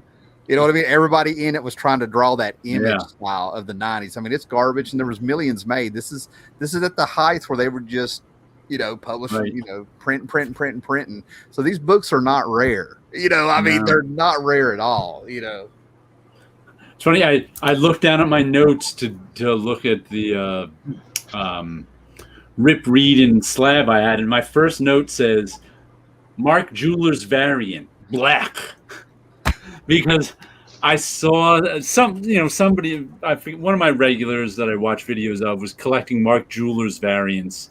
And have you guys ever gotten a Mark Jewler's variant? Yeah. I mean, but They had the never inserts never bought new. Always found it. Like my dad had some, but he was in the Navy. You know, my stepdad. I'd pay extra not to have a Mark Jewler's variant. Really? I mean, they're terrible in that they've got this stiff ad in the centerfold of the comic. So when you go to read the comic, there's like the for those of you who don't know what a Mark Jewler's variant is, there were some comics in what was it, the late 70s that were sold at like on army bases at PXs. And for some reason they had an extra ad in the middle by Mark Jewler's. And it's this, 2-page, well actually 4-page ad that just got stapled in the middle, and it's like a thicker cardboard than the covers. So when you go to read the comic, there's like this thick bookmark in the middle. I just hate them. I bought one by accident a few years ago, and that was the first time I'd seen one. And I was like, "What? People collect me? People collect them because they're rare." The Mark Jewler's variant. Yeah. That's the paperback novels that were done in the late 70s that have some cigarette ads that were stuck in them like that. The paper stock's completely different than the rest of it. Right. It sticks out like a sore thumb. Right. And I'm like, man, it just amazing. Collectors need something to collect. That's all that is. Yeah, I mean, I totally get where you'd reach a point where you're like, I might as well see how many of those I can get. I mean, it's unique.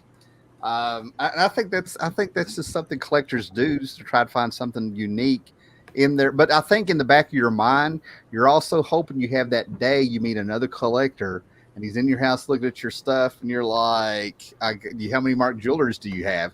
I think there's a little bit of competitiveness in that. Yeah, or when you meet a future collector. And look, collectors need something to collect. That's what it comes down to. That's why they collect the Mark Jewler's variants. Spike just said Ellis's Hellstorm, I think, was his first mainstream gig. Yeah, I remember that's where I first saw his name. And I think Marie Javen hired him for that. When Hellstorm debuted, the thing about the Rise of the Midnight Suns predates the launch of the Midnight Suns imprint by over a year. Yeah. And Hellstorm was one of the first books to have the Midnight Suns logo. Because Night Stalkers didn't live through it. Then they relaunched Blade as a new #1. They put out a Spirits of Vengeance was replaced by a new Blaze title that focused on Johnny Blaze. Even Doctor Strange was added to the mix when it wasn't a part of the original crossover. Then they did their own crossover, which had parts in Marvel Comics Presents. Mm-hmm. Yeah, and the Marvel Comics Presents stuff was atrocious. That's probably one of the reasons I quit buying it. But that stuff's on the rise again. I keep saying, and I say it half jokingly, a lot of the material in mainstream comics today, you can go back and read stuff like New Universe. You're a lot more forgiving of the stuff that was kind of considered bad back in the day, if that makes sense.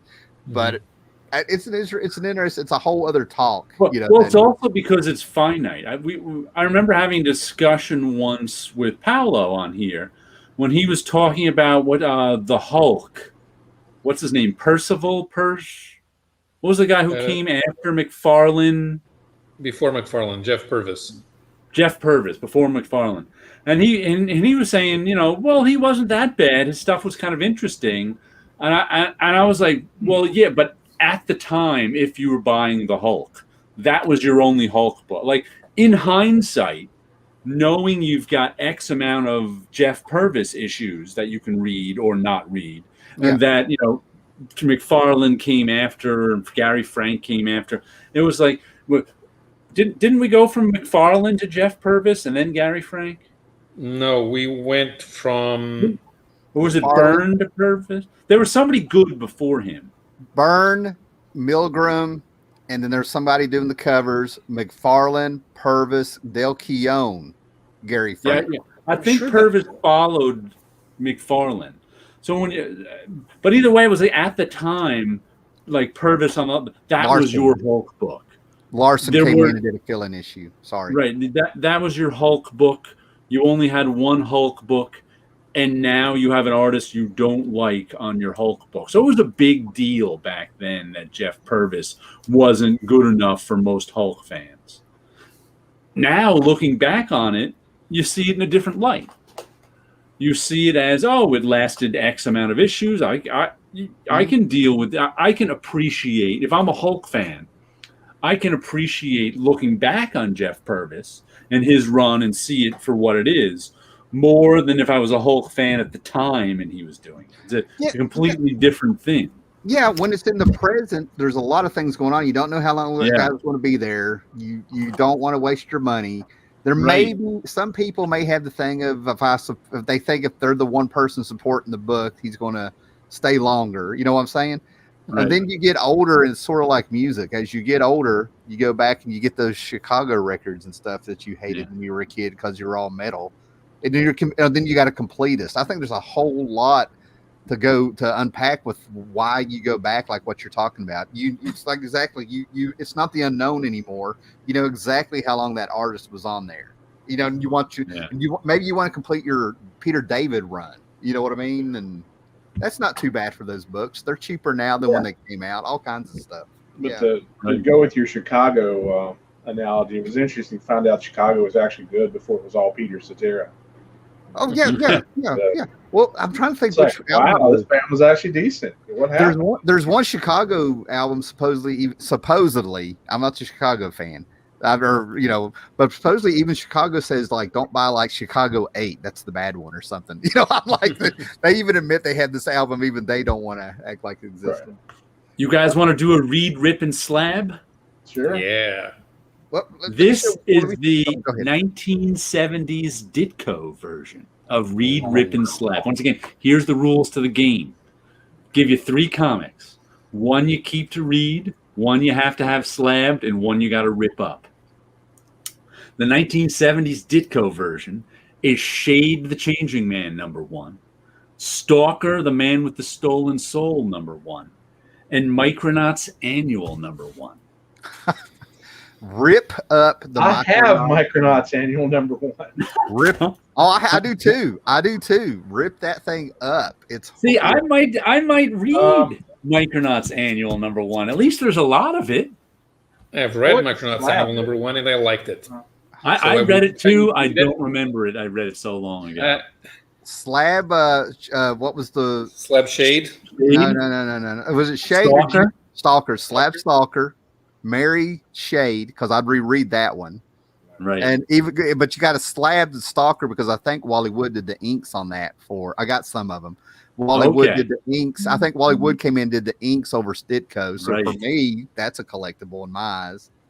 Read, Mary the Shade because I'm constantly trying to make sense of what the hell is going on with that character. I don't think anybody really truly understands what the hell Ditko was doing. And then rip that Micronauts Annual, man. That's some of his, I don't know. He called it in. That's one of the few things I feel like Ditko called it in or somebody did something. I mean, as much as I like the Micronauts, because that's one of the first comics I got when I was a kid, Ditko's work on the Micronauts is really poor.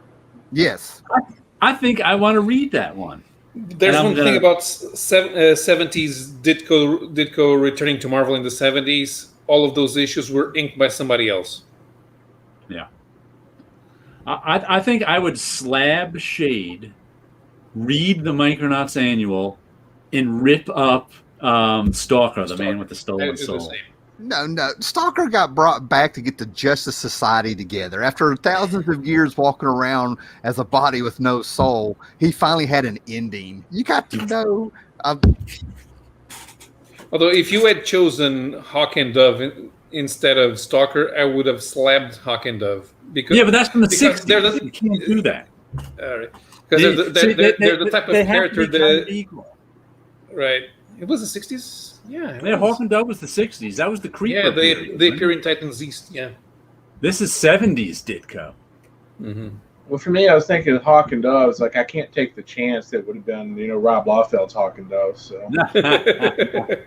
No, the thing about Hawk and Dove, they're the type of characters that that you can speculate on because one of these days they're going to appear in a TV series. I think Stalker has life, and somebody has got to explain to me Shade one day. That's all there is to it. Did you know like James Robinson's take on Shade? What did he do it in? Did he do an actual Shade book? Yeah, it's Shade the Changer Man. Was it the Vertigo one? Because I thought Pete Milligan. Okay, I've never read the Robinson take on it. No, I mean, Ostrander, the original Shade series, Ostrander, and then somebody else got the '90s Vertigo one, but they purposely didn't tell you what he could and could not do in that Vertigo series. I mean, it's a completely different animal. And to say something about Spike's Eisner comment, all awards are promotional. All awards are what the industry wants to promote at that time. They wanted to promote Squirrel Girl. I was in denial. I mean, Squirrel Girl actually got... Now, what I understand is that companies have to go seek the people handing out the awards. The awards don't just start reading books that are like, "Oh, this is great. We find it." You have to present the books. Is that right? Yeah, that's all awards. Yeah, you have to go through the process of getting your book into. Somebody has an agent. Yeah, somebody has an agent that has to present the books. And I'm going to go ahead and tell you, the last 2-3 years of the Eisner Awards, I've never seen something more politically motivated than it's always been that way. It's obvious now. It's obvious now. That's why it was always obvious. I mean, I can't tell you the last time I paid attention to the Eisners. Yeah, I don't know. Yeah, because they were always won the Eisners was books I didn't read. Yeah, we have our own version. Won an Eisner this year. Who did? Usagi Yojimbo for best continuing series. It's like they always put one out there that's kind of actual integrity. You know what I mean? Like, we got to have that one book that's more like a. It just has to. I would say most of these award shows don't want, even though like they're all promotion. They're all to promote the industry, and some of them have, but by coincidence, some of them have to actually be good because you want good books to promote the industry. But you also want certain things that are happening at the time to be promoted. Evan Dorkin had a really interesting tweet series about his take on the Eisners this year. It's interesting to read.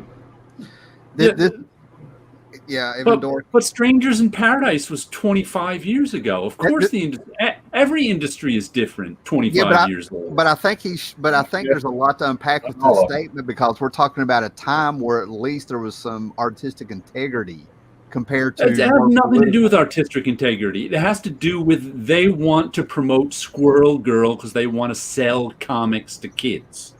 Everybody wants to be, what's her name? Raina Telgemeier. They are looking for the next Raina Telgemeier. They want the next million-selling graphic novel. They're going to promote everything that's like that. You're not going to find that in the direct market, right? No, yeah. But the direct market still wants to promote that. They want that. Yeah, but they have no idea how. And besides, when Raina Telgemeier decides that she's going to put out her last graphic novel, there will be no one to replace her. No, they just won't sell graphic novels in mainstream spaces. Right. I don't know about that. But to kind of get back to this comment here, there's something to be said for, it's like wrestling kayfabe. Let's go there to make this clear.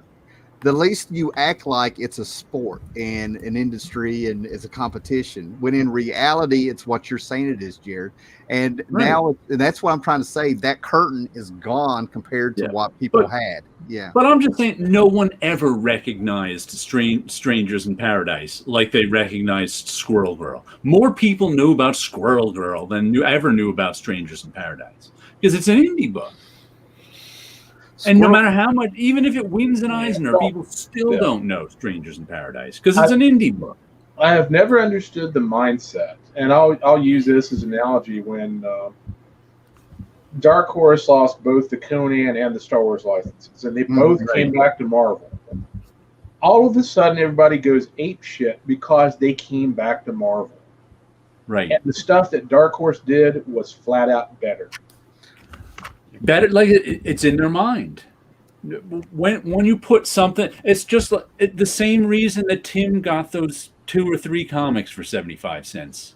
It was in his mind. That's the only reason he got them. It was a joke. Yeah. Yeah. Well, I'm just saying, if they weren't in your mind because you just heard about them, he wouldn't have picked them up for 75 cents. And it's the same with Conan and Star Wars. It was in nobody's mind. And all of a sudden, it's in everybody's mind because of the news. Same thing with Alien, too. You know? Right. Yeah. It goes back to Marvel and it says, oh, this is great. It's like, where were you guys not paying attention the past 15 years? And there's a psychological thing they call the law of accumulation, where at some point human beings do things because other human beings do them. Oh, that begins. So you're going to pick out, and it also has to do with fear of missing out, FOMO. I think that's related. If all of a sudden once you reach a critical mass of a lot of people buying the new Marvel Star Wars #1, other people will buy it just because other people are buying it, kind of thing. It's the hot thing, so people don't want to miss out on it, so they buy it. But if you notice, it always wears off. Right. I gotta bow out. I gotta go pick up some dinner and stuff. I mean, we got some things going on here, but you want me to keep the show going? Just let you guys go, take me out. Yeah, I got a couple other comments I'd like to make. Okay, sure. Are you gonna make it back? Well, if I can, I will. But what I'm getting ready to ask is if I sorry guys, I hate to stop the show like this. If I remove myself from the stream, you guys will keep going, correct? Yeah, we'll keep going. Okay. I'll pop back in here, man. Later, guys. Okay. Later. But I don't know the market for manga, but I would almost be willing to bet, and I could be wrong, that you don't have that. What's the word I'm looking for? You don't have that gravity assigned to one particular publisher like you do Marvel here in the States. Yeah, I don't know who are the publishers in Japan. Like you probably don't have Kodansha zombies like you do Marvel zombies. I think the Japanese publishers kind of work like the French ones in that the publishers who make the most money, they have access to most spaces, but you don't have readers interested in the publisher brand in the same way. Right. I've just always manga is like European albums and are mostly author based. Yeah, the 3 largest publishers in France are all owned by the same media group, but nobody buys the graphic novels because they were published by them. Right. They just buy the series that they liked or the author that they like. Well, that's also because they're actual publishers. One of the things that's always been said about Marvel and DC is they're not actually publishers; they're intellectual property houses. Yeah, meaning they're like if you're a fan of science fiction books or horror novels or romance novels or what, you buy them by the author. You don't care who the publisher is. Mm-hmm. No one who's if it's the 1920s and 30s and you're an Ernest Hemingway fan. Yeah, the thing is, unlike the U.S. market, it's easier to follow. It's you're more likely to follow a publisher in France if it's an indie publisher because you trust the editor's taste. I would guess that's true in the United States too for small publishing houses. If an artist changes publisher, you follow the artist. Yeah, I think if Stephen King gets a new publisher. Yeah, but Stephen King is mainstream. We're talking something in the comics market. We're talking something. If Usagi Yojimbo moves from Fantagraphics, I'm comparing it to Japanese comics. Yeah, I'm comparing Japanese comics to our mainstream novel publishing. They're more like that. Right. But it's the same thing you have in the music industry. If there's a certain smaller publisher that that acquires a reputation for putting out quality material, you're safe following that publisher because you know that the people in charge will put out something that you might be interested in, and you're usually satisfied with it. In the music industry, that was truer back in the 80s and early 90s, and then it kind of faded out after that. Mm-hmm. But Marvel and DC are completely different than that in that they're intellectual property houses. It's their intellectual property which they promote and sell. They don't really care who's drawing Spider-Man. It's Spider-Man they're trying to sell you. That makes them not really publishers because they're because publishers sell the work authors do. Or in Japan they sell the work that the cartoonists do. But Marvel and DC have intellectual property, and they pay people to tell stories about their intellectual property, and they sell you their intellectual property. So it's kind of a different. It's tough to compare. It's more tough like to compare like Marvel and DC to publishers. It's more like a newspaper syndicate. Yeah. Mm-hmm. Mm-hmm. Marvel owes me royalties since last September for Spider-Verse. Yeah, and you're going to have to hire a lawyer and probably send some letters with a white powder in them to convince them to pay you because they're trying actively not to pay anybody. I hear stories all the time from different creators about they don't even know that Marvel's done like a compilation of something they had work in until it's been out for 5 months. And one of their fans said, "By the way, did you know this is out?" And they're like, "No, I had no idea." That all starts with Ike too. That's his business philosophy. But it's because it's Disney. Disney kind of decide that when they acquire something, they don't want to acquire the liabilities. Right. I read something about it. It's like I read something about that recently where they actually said, well, we didn't acquire, we bought the property, not the liabilities. Even if they have contracts that say. Well, yeah, the liabilities come associated with the property. Right. DC, I don't know if DC made that, if Disney made this their official position or we're fishing around with it. We're saying those contracts weren't with us. We don't have to honor when we buy something. We don't have to honor the contracts that old owner had with you because we didn't buy those contracts. That wasn't us. The only reason they say that is because they're Disney and they can make you spend all your money until you quit. But that's not true in terms of legislation. When you buy a property, you buy everything that's associated with the property. Right. You can't divest yourself of your responsibility to the liabilities. Yeah, I don't know if that has the deep pockets, man. Yeah, that's the thing. Yeah, they'll make you spend money until it's not worth it because you'll never make it back after paying the lawyer. But in terms of legally, they can't do that. But it's like saying you can't join the class action lawsuit. If there's a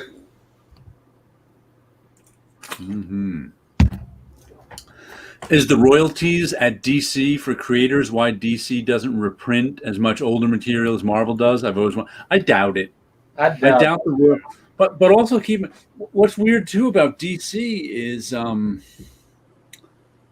I've heard complaints about DC not paying their stuff recently because the guy who always made there's no one whose job it is at Marvel or DC to make sure that freelancers get paid what they're due. Paul Levitz took it on himself to do that at DC for 25 years.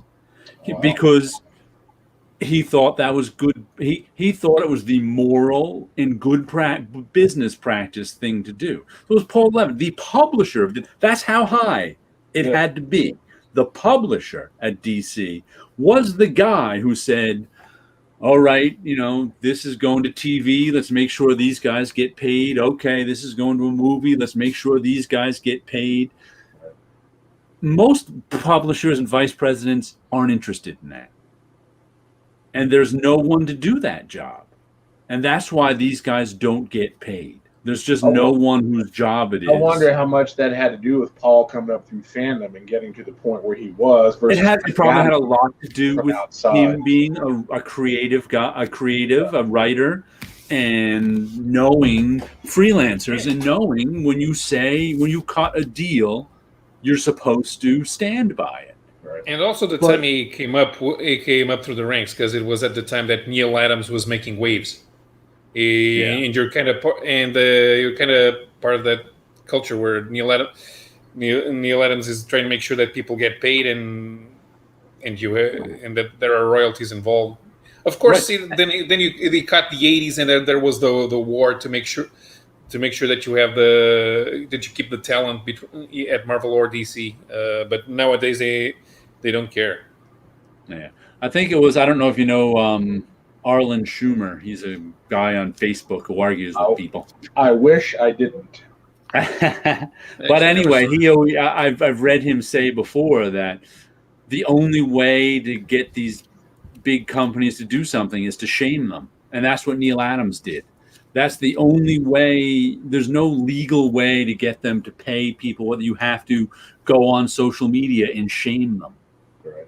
And hopefully they will respond to the bad publicity of that shame and pay what they owe. Because if you try legally to get them to pay what they owe, it's very difficult. Well, it's like, Marvel settled out of court with the Kirby family. Yeah. Kind of a similar situation with that. Right. And they were suing them for years and years. Not many industries can contract people so passionate and eager to have a chance. Yeah. I'm not a fan of Arlen Schumer at all. And that's putting it mildly. Yeah. He's pissed off a lot of people. But to tell you how the publishing industry works, I got contacted by, I put together a digital book just for my friends called Double Secret Probation of some photos I took at Marvel at the end of 1995, just before. You can find it on jaredosborne.com if you want to see it. They're photos of people you don't know. They're all behind the scenes people. But just before Marvel went into bankruptcy, when we all knew something bad was coming, and it was kind of peak employment at Marvel right then. It was before all the big layoffs. I think from like Virginia Ramita, who's the head of the bullpen, down to George Russos, who's the house colorist, there was 35 people in the Marvel bullpen. That's a lot. Yeah. That's how many books they were putting out. And so one day that December, I went around and took pictures of everybody. I took a picture of everybody there. And like I said, just this past year, I photoshopped them, cleaned them all up, put them into digital book, posted it on my website, let all my friends who work there know they could go and download it if they want. Meanwhile, I forget which publisher it was, a big publisher, mind you, Random House or someone, I can't even remember, is putting out a book on women at Marvel. So I get contacted by the editor on this and says, hi, I'm writing this book on the women. We want to know if we can use some of your photos. Do you hide them in high resolution? And are you willing to sign this contract? And I could tell by the way she said it, she knew that was a terrible contract. And I was like, and I read the contract. I still have it. I should read it sometime. It was like, first of all, they were paying me no money, which I'm actually, that everybody else is getting paid. How come I'm not? But even so, for historical purposes, I wouldn't really mind my photographs, which I didn't take for money to be used. But anyway, the contract said that they want non-exclusive rights to my photos, but they reserve the rights in every medium, even ones not invented yet, in perpetuity. And there was even a word then like ironclad, not to be disputed rights they have to my photos. And I'm like, I can't. I'm gonna have to dig it up and find. But it was like the worst contract. It was like, oh, you have rights to my photos in every medium from now until the end of time, and pay me nothing. I wrote her back, and she's like, yes, I have high res, but no, I'm not willing to sign that contract. She's like, okay, thanks, and never heard. I could just tell by the way she wrote the first one, she knew that I was. Yeah. No one would sign this contract. But it was just like that. But that's the publishing it that they want everything for nothing. And it's crazy that people sign stuff like that. But people who want to break into comics, who are young and are like, I'll sign this terrible contract, I'll break into comics, and then I'll make my money. That's how they get you. That's how Disney gets you. That's how Marvel gets you. That's how DC gets you. Yeah. The thing is, Stan Lee got his payday by suing, but no one remembers. Yes, Stan Lee got paid pretty well before he sued, and then they got paid because once again Stan Lee is the only one. He had to shame them too. Stan Lee is the only comic book person in the United States who's real world famous. Mm-hmm. Everybody else is just comic book famous. Yeah, he spent a lot of time building up that brand. Mm-hmm. And Marvel let him. Now Marvel was okay with it because he thought it sold was the company well. now. Right. Matter of fact, I think it was when Ike Perlmutter and it was Bill Jemis who took his name off the books. Mm-hmm. No more Stan Lee present. He had a contract for $1 million a year as long as he was working for the company, and until the bankruptcy, nobody was interested in firing him. Yeah. Right. That's also because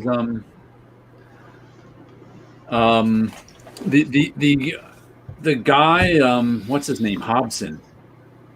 Mike Hobson? Mike Hobson, who was the publisher there for years before the bankruptcy. Was he still there in the 90s? What was that? Was he still there in the 90s? Yeah, he was still there in the 90s. Wow. But he was very much interested in the myth of the Marvel bullpen and the myth of Stan Lee. And he liked all that and saw it was a good thing for Marvel. People after him, not so much. Not when Ike took over. Mm-hmm. I am kind of surprised. Because the way Jim Shooter described him, he had to teach him what comic books were. Yeah, but I guess he learned. You know? I guess Jim Shooter did a good job teaching him. I imagine the minimal value point worthy to engage a legal civil court fight in the U.S. is pretty high. Yeah, Twitter sounds easier. Well, I'll tell you, I think I've told this story before. I met a woman at one of my cousin's parties like 20 years ago. Her name was Ann Bryan. She did the music for G.I. Joe and the Transformers. She was a musician. That's what she did, the music on the TV shows. The stuff came out on DVD in the 90s, and she looked at the credits, and other people were credited for the music she made. Turned out those other people were friends of the producers. So the musicians unions are pretty strong in TV. So she ended up suing them, and I met them shortly after she was suing them.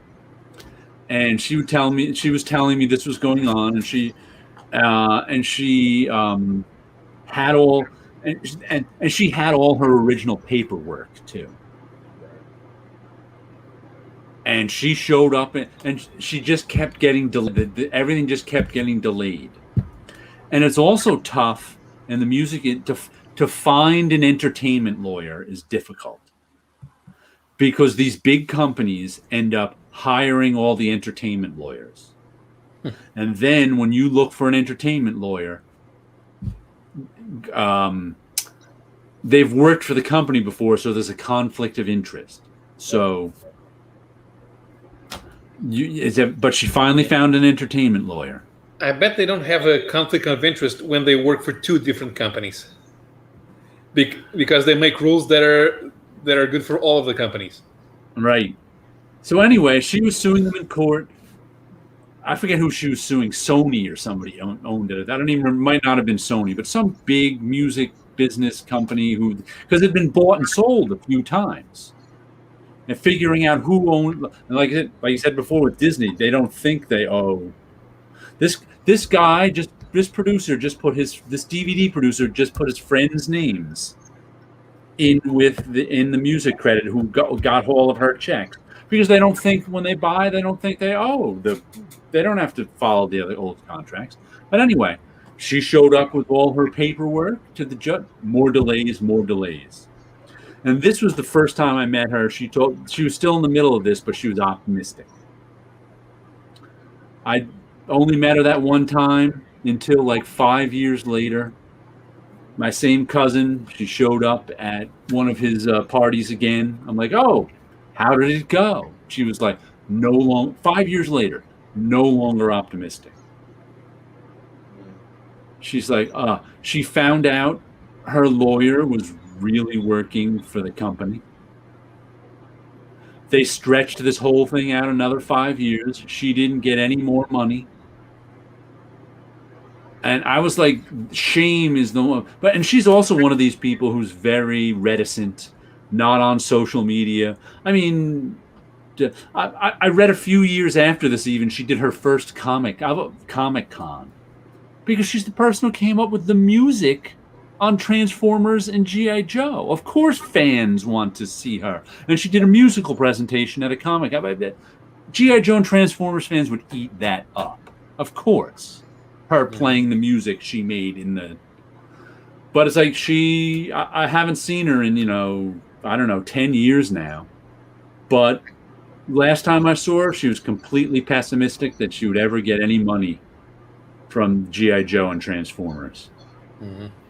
I've seen some stories about some guys who were ripped off by Chaim Saban and Shuki Levi because they did all those 80s cartoon themes to all those 80s cartoons. Right. But I'm not sure how the rules are exactly, but it seems that you only have to credit the other musicians who worked on if they work on the main theme or the ending theme, and not on the music that you use inside the show. And the guy had to sue them, and it didn't lose, but it didn't win. Yeah, that's exactly how. And do you? This always blows my mind. Do you remember Siegel and Schuster's lawyer getting beat up? Because she also told me the music industry 5 years later, when she was pessimistic, that the music industry is pretty mobbed up. Yeah. Do you remember when it was about 10 years ago when Siegel and Schuster's had a lawyer that was suing DC and Warner Brothers? Yeah. And they were going. You'd see him in the news every now and then because, of course, Superman creators' family seeing suing DC is news. And so he'd have a press conference. You'd see him once every 3 or 4 months. Until finally he showed up at a press conference beaten up. Black eye. Bandages. And he's like, I'm no longer their lawyer. He's like, thugs beat me up. I'm no longer, it's not worth it. I'm no longer their lawyer. And that was the end of the case. He got beat up by thugs. Wow. It's like, that's how our legal system works? That's insane. But I just think that's a fairly high profile case. Just think how often that happens on smaller cases you don't know about. I saw him on the news. Mm-hmm. Beat up, saying I'm no longer their lawyer. It was just like, and the news was like, hey, you got into some sort of conflict with blah blah blah blah blah, and I was like, and that was the end of the story. It was crazy. Although Fender 27 was asking about Siegel and Schuster being naive, they were not young and naive. They had been working for DC for 3 years before they created Superman. The thing is, even today, I don't think people understand exactly how how much of a mobster Harry Donenfeld was. Right. Didn't he? Didn't he get what's the guy's name? Wheeler. Wheeler Nicholson. Yeah, he did some funky There was some numbers. shenanigans going on. Him getting DC from Wheeler Nicholson. Yeah. Even. Yeah. All your comics are selling like hotcakes. The thing is, they're all losing money. You owe us money. Right. So he all of a sudden he was in debt to them. Yeah. And had to sell them his even though all the comics were making money. Well, that's what. That's what and Goodman also, did to Simon and Kirby. That's what Goodman did to Simon and Kirby with Captain America. That's what Goodman did to Simon and Kirby, right? And I always say, and you also have to understand that these, like the owners of these guys, were all wasps from Connecticut. Mm-hmm. And who was the only guy who got a good deal? Bob Kane. Because his family was all wasps from Connecticut, and the story goes, they were signing some deal with young Bob Kane, and his father came in and went, whoa, what's going on here? And they gave him the wasp from Connecticut deal. Donenfeld was Jewish. Leibowitz was Jewish. Goodman was Jewish. Maurice Coyne was Jewish. Silverclad was Jewish. They all were, but the money guys behind it all were what they were wasps. Like not the guys running it like those guys, but like the money behind them was all wasps. That's why the wasp guy got the only good deal. And then there were gangsters running it, Yeah. Yeah, Silverclad worked with Goodman when he took when Hugo Gernsback retired. Right. Silverclad and Goodman were the ones who tried to keep the business running, get the old gang in it. None of these guys were trustworthy. They all knew each other, and they both worked together and tried to stab each other in the back at the same time. Right. And then when Martin Goodman did not know the publisher of DC Comics at the time. I forget which Donenfeld. That whole story about the Fantastic Four, the golf game, the JLA selling well. So Goodman said, that's all made up. Because they knew each other. They known each other. They known each other for. They may not know each other personally, but they were aware of each other for 30 years at that time. But the guy, the DC guy, Donenfeld, I think it was the son at the time, was like, I would never play Wasp. Because Goodman was low rent. The Donenfelds weren't by the early 60s. So he'd never play golf with them. Mm-hmm. So it's interesting. The Bill Finger, Siegel, and Schuster got the worst of the American comic book mafia. Yeah, they... Like even one of my favorite, even to this day, it goes. Like I love the Dave Sim story from like 2006, where Cerebus was over, and what always happens is the editors get excited about working with some of these guys, especially you're a young editor. You're like, oh, I'm going to get Dave Sim to do a DC comic. Just so I don't even know who the editor was, but I've seen this at Marvel too. The younger editors especially get excited because it's their first couple of years at Marvel or DC, and all of a sudden they can call up Howard Chaykin and get him to do something. They think, at least. Comic Cracks here. Good evening. Hey. And so I don't even know who the editor was. I only heard this from Dave Sim's point of view. He wrote about it. And they wanted Dave Sim to do like 12 pages in some annual and some something. And of course, Dave Sim, he just finished Cerebus. He was like, why not? And so the editor's all excited about this. They're working on it. They're doing this and that. And then the editor sends him the contract. And Dave Sim looks at Dave Sim knows his way around a contract. And he looks at the contract and he's like, okay. And he had some questions about it. Not even rejecting, just some questions. Yeah. It's like, what does this mean? What does this mean? This isn't unclear. He, talks to his editor about it. Editor talks to legal. Legal says, forget it. He's not doing the book.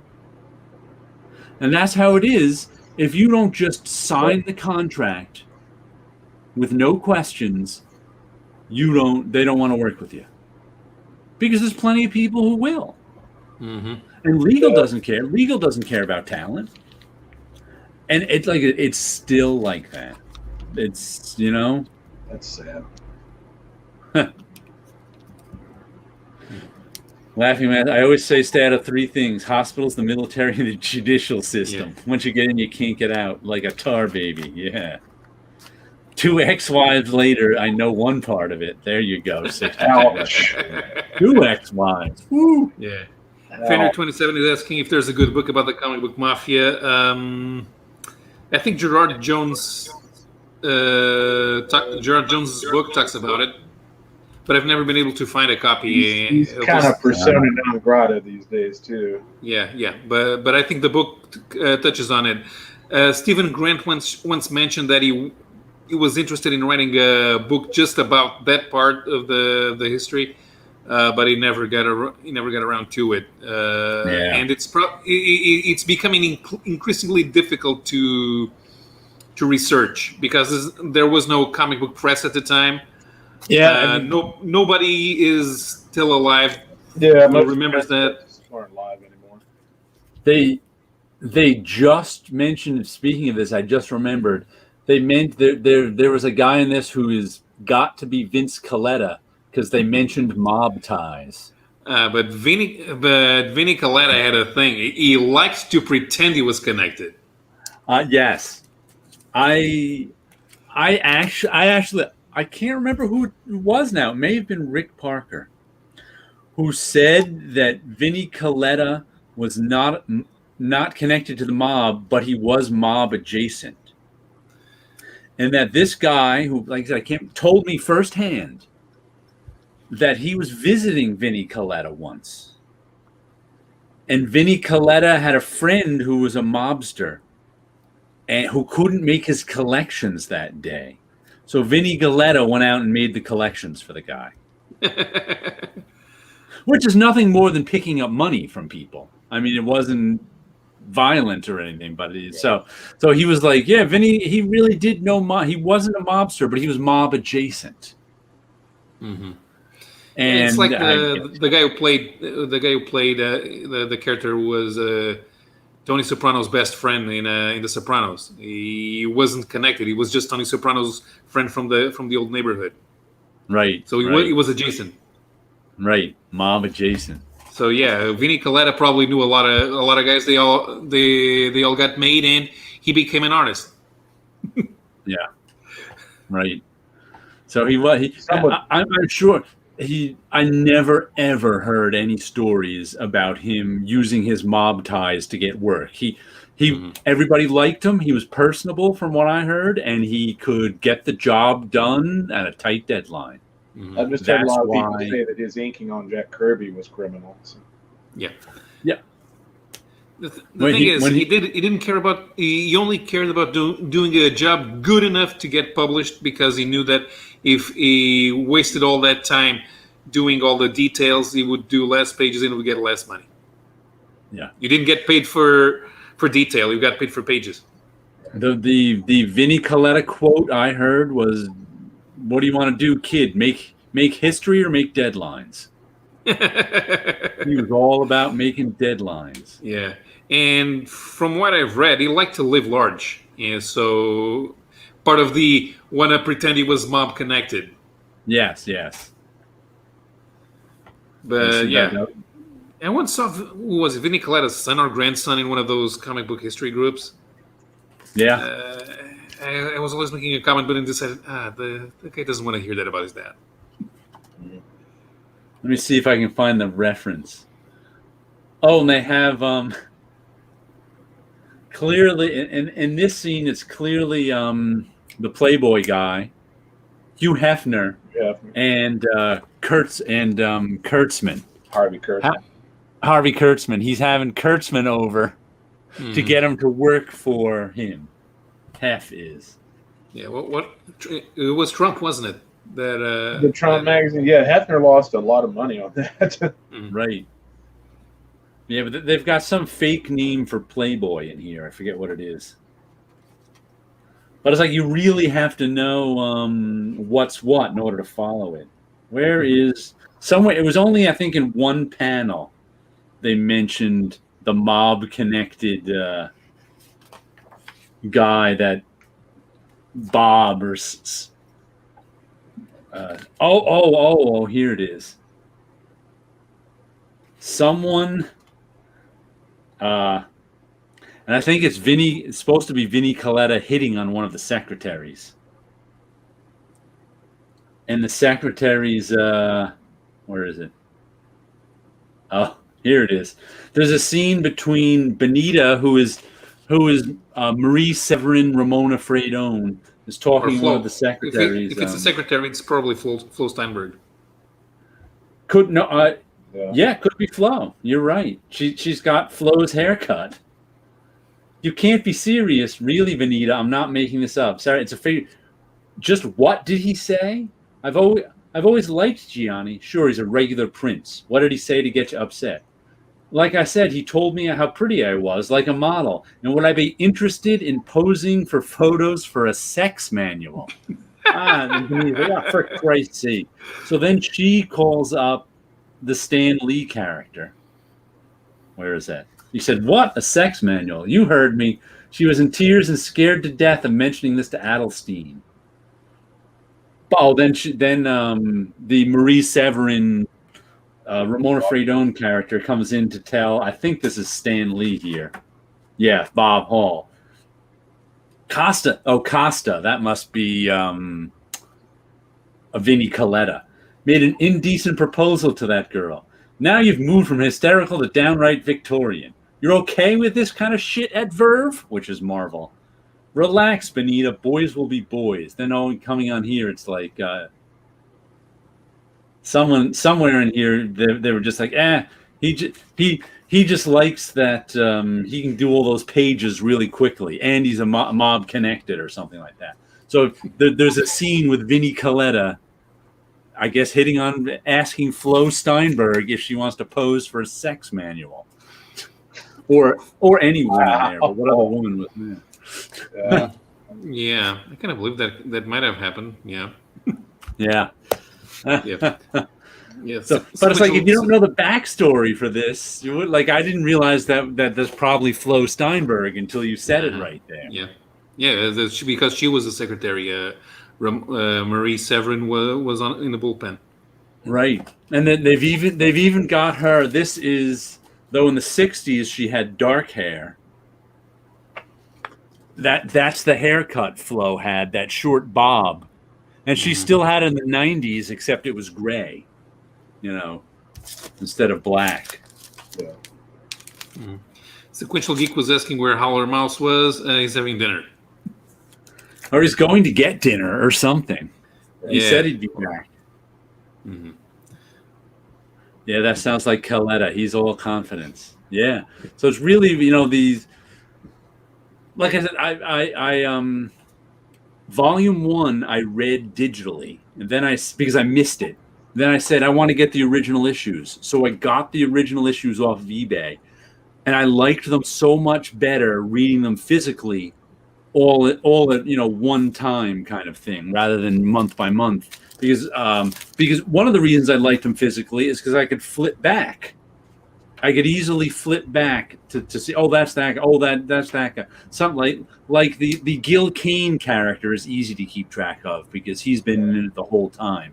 But when they introduce more characters in the 60s and the 70s, and it's like, who is this guy? Who is this guy? Right. And they keep flipping back between time periods, and like it's not for the faint of heart. Winner 27 is asking Eisner was, but Victor Fox was. Yeah. I never heard of stories of Eisner in the mob, but no. That's either. Victor Fox employed both Joe Simon and Will Eisner as editors, if you could call an editor back then. They were just traffic managers, and they were the packagers. Yeah, is what they were. Mm-hmm. They ran the studios that packaged the comics and then sold them to publishers. Matter of fact, it was the Eisner Iger studio, right? The Eisner Iger studio. He did what, Quality? And what was the other one? Standard, I think. But Harry Chesler did everyone that they could. And Funny's Inc., Lloyd Jacket, started with DC, and then he did Marvel. But Eisner said he made his fortune selling the studio. Mm-hmm. Like the Eisner, I think he sold it to Iger, right? Yeah, he sold it to Iger, and then he went to work for the army. Yeah, he like made his fortune as a very young man. Mm-hmm. I would selling that studio, selling his interest in that studio to Iger. I never realized that before, but he's like, yeah, made all my money early. I'd like to see a publisher do all those compilation volumes of all the different manuals and stuff he did while he's in the army. Yeah, I don't know if that stuff exists. It does exist, yeah, but but I mean, you can probably assemble collections of the material, but the original art, I'm not sure. Yeah, finding the original art may be a little hard. Plus, it's kind of a niche market. There's going to be a lot of people are interested. Although, who might know? Dennis Kitchen might know. I'm sure Dennis Kitchen knows flat out. If somebody has it, it's probably him. Plus, Eisner did comic book strips. I always wonder how much he made from the Spirit, because it was syndicated. Because we all know people at that time, people made comic strip artists could make a fortune. Yeah. Oh yeah, Hal Foster but you needed national syndication. Yeah, but you needed national syndication. And Eisner, didn't the Spirit appear in Milwaukee or something? No, it was syndicated. I don't know how many papers it was in. Right. I know it was in Philadelphia because I've seen those pages, but I don't think it was in New York. But I always wondered how much money he made on the Spirit. I've never read anywhere that. I assume it was. Everyone always said Eisner was a good businessman, so I assume he made some money on it. Mm-hmm. But it's easy to be a good businessman when you make your fortune young. Sometimes being a good businessman is just being made, because I once read something about Eisner was even published in foreign papers. Wow. In Italy, I know he was published in Italy. I've seen scans. I remember reading an article by a guy who won the lottery, and he said it really is a lot easier to make money when you've got money. Because what he said was, he won, I don't know, 10 million in the lottery, let's say. Then all this, of course, now he's in the millionaire social circle. And those are the people who tell you about ways to make money, these good deals, there's this, that. So he said all of a sudden, before he won the lottery, he had no way to make money. Now he knows all these people. And he's making money on stuff left and right because he's already rich. And that's, once again, one of the law of accumulation also, which I mentioned before, that says the more you have of something, the easier it is to get more of it. And that counts for money, too. The more money you have, the easier it is to get more money. That's just the way it works. Is that why we have so many comic books? Yes. The more comic books you have, the easier it is to get comic books, because people will even give you comic books. To answer Sequential Geek's thing about this is not General Grievous, this is the Xenomorph from the movie Alien. So this is an HR figure design. So I imagine once Eisner made his money young selling his studio, it was easier for him to make money. Yeah, basically, he had capital to play with. Yeah. Well, it's like it's not even capital, actually. It's the money gives you entree into a moneyed world where you can make more money. Because one of the rules of having money isn't having access to capital. That's what people confuse a lot of time. Having $10 million in the bank is not the same as having access to capital. But having $10 million in the bank gets you access to capital. What capital? You can live off the interest alone. Well, not even that. What people don't understand what capital is. Capital isn't money. Capital is a whole bunch of rich people getting together and putting their money in one big pile, and then leveraging that money without ever actually touching the pile. Because once you have your money in one big pile, i.e. a bank, you can now loan it out 7 times. Right. And you can loan it out to yourself. That's access to capital. So if you have $10 million in the bank, you all of a sudden know bankers and know people who know rich people and know people who have access to capital, and they give you access to capital. So then what happens is when you want to do something, you don't touch your $10 million. You form a corporation, have that corporation borrow $10 million, do whatever business thing you do, which if it makes money comes to you. And if it doesn't make money, that's on the corporation. Your $10 million is still in the bank. That's why that LLC is so important. Yeah. Right. I used to have back in my when I had a 386, I had a text-based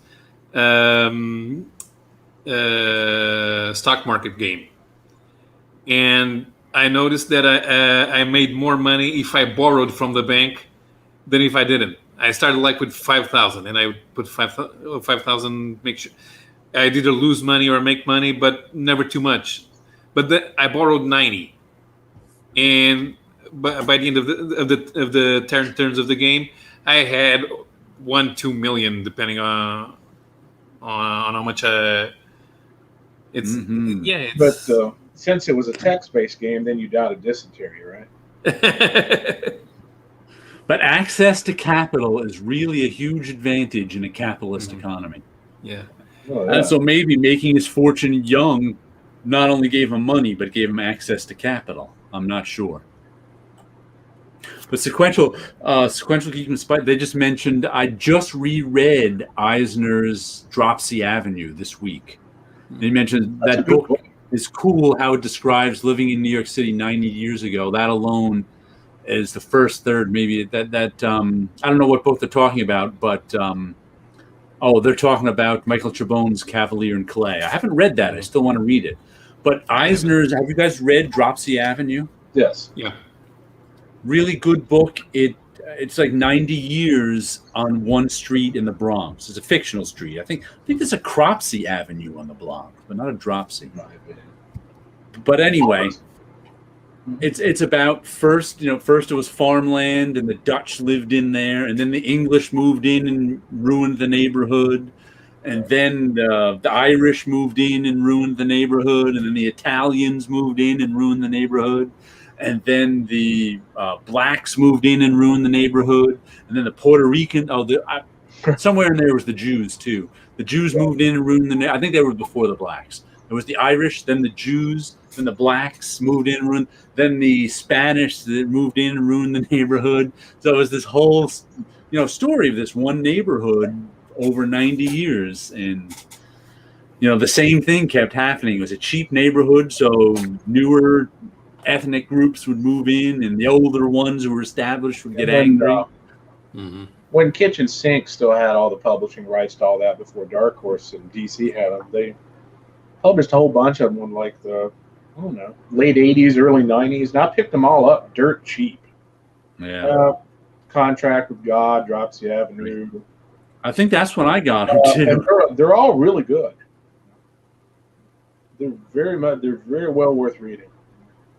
Yeah, that Eisner, but Fenner says that Eisner book sounds good, so I need to read more Eisner and Joe Sacco. Yeah, I just Comic Crack and I both just read that. What was the name of it? Book, the Joe Sacco book that is named about the First Nations people in Canada. That was real good. I remember you talking about it, but I don't remember the title. Because he's like a reporter cartoonist. And I also read Facts from I took that other one out of the library. Yeah. But, They were talking about the Will Eisner biography. That's what they were talking about. Yeah. Dreamer's Life in Comics. Okay. Yeah. Paying the Land. There we go. Comic Crack gave it to me. Mm-hmm. He was just reading that one too. Really good. And like I said, Safe Area Garagda. That was the other Joe Sacco book I read recently. That's another one. I often hear that one in Facts from Sarajevo kind of mentioned in the same. Yeah, because they're both about the unpleasantness in Bosnia. The guy who used to run the local comic shop used to be a soldier, and he was in Bosnia during. They used to call it the unpleasantness in Bosnia. That's what the army called it. I always found that an interesting euphemism. I said this before. I wish there were more historically based comics. Oh, I'm a huge fan of comics and history, so I always like. There could be more. Yeah. What Louis Reel? That's a good one. That another Canadian one. What's his name? The guy who did Chester Brown. There we go. I think he did Louis Reel. That's another good historical one. Yeah. Age of Bronze by Eric Shanower. Have you read that? Yeah. Another really good historical one. I have like volume 1 and 3 and 4, and then like volume 8. So I need to go back and pick up the ones I don't have. But yeah, I wish he ended it.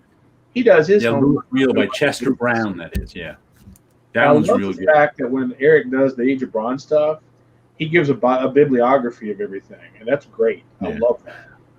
I actually still with my issues of Age of Bronze. I'm a long-time subscriber to Archaeology magazine. Right. Used to be, hey, Tim back. Used to be paper. Now I get it digitally. But they actually years ago reviewed one of the trade paperbacks of Age of Bronze from and gave it a good review too. And I actually cut that out and I have it tucked away with the series somewhere. I don't remember the title of it, but Paul Guinan is doing a book on one of the Mesoamerican cultures. I don't know if the Aztecs or the Mayans or which flavor that it is there, but he's doing a book on that. And the art I've seen from it looks fantastic. And Jack Jackson is somebody I'd like to read. I've actually read a little bit of his stuff, but I've heard nothing but good about it. And of course, I'll mention all Rick Geary's stuff too, because that's great historical stuff. Yeah, I agree.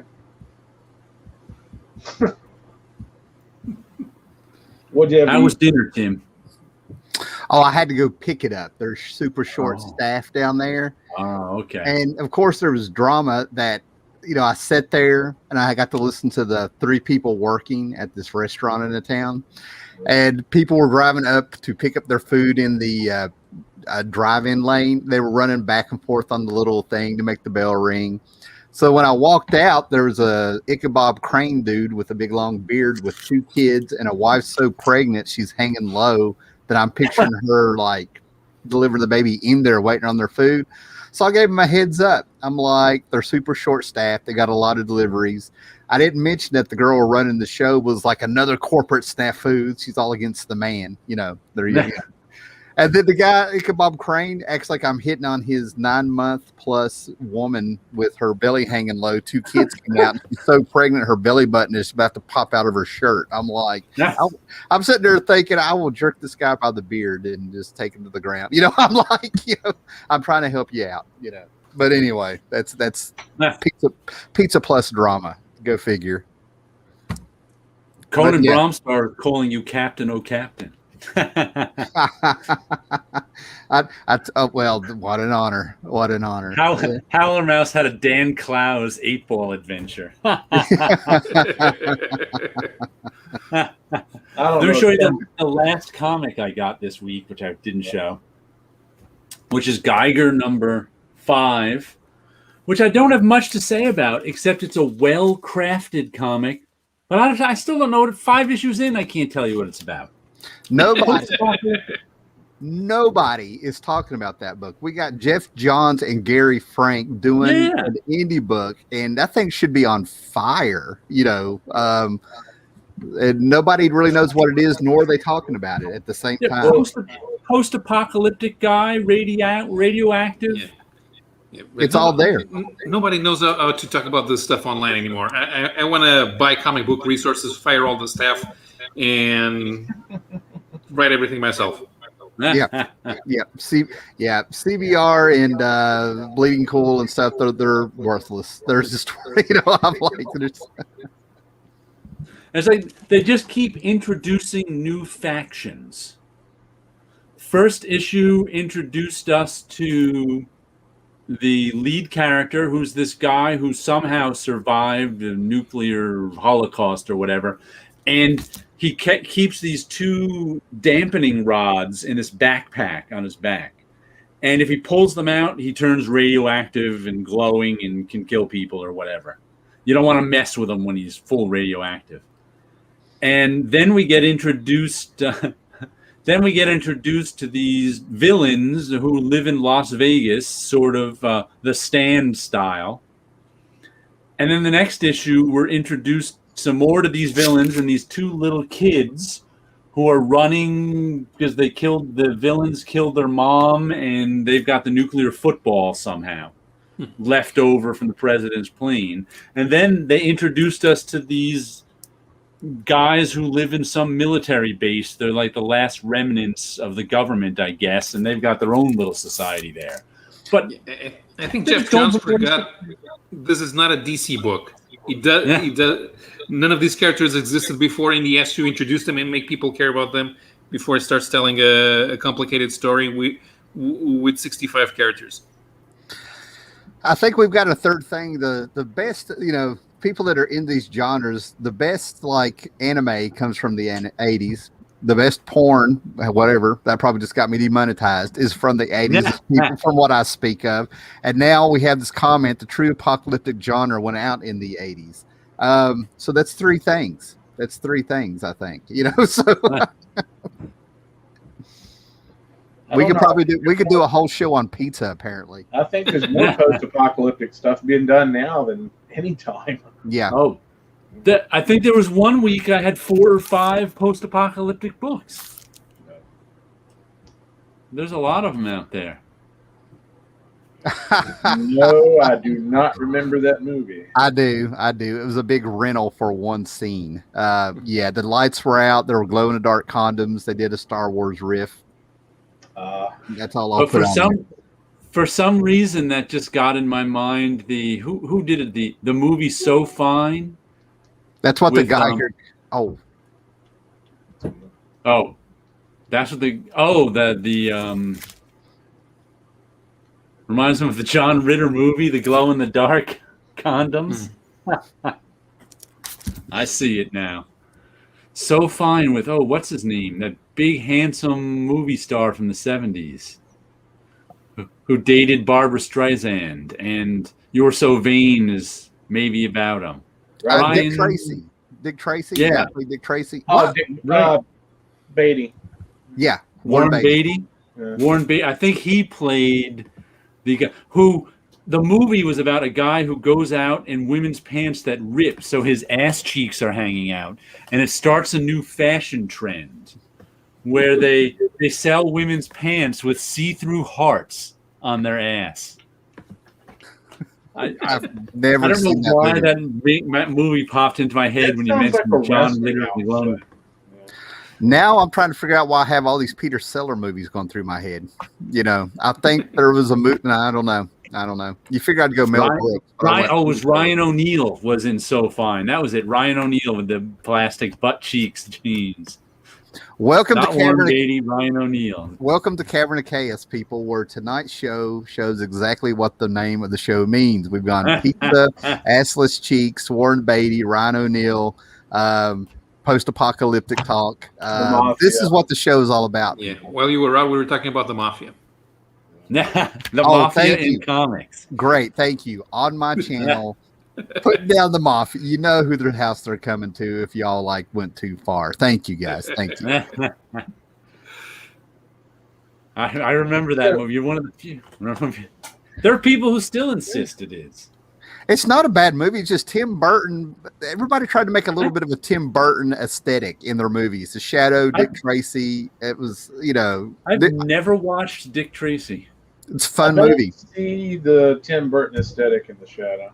Dark. Anything that has a lot of black and dark in it. In the 40s. That was before Tim Burton was even a shine in his dad's eye. Batman was such a hit that I think they were like, you got to stick a little of this in there. Dark. The costumes and the characters were like really, really, bright. He wore a great big, huge yellow costume. They're going for that 4-color, cartoon feel to it. The bright colors, but the Gotham City and the aesthetics and the lighting, it was Tim Burton-esque.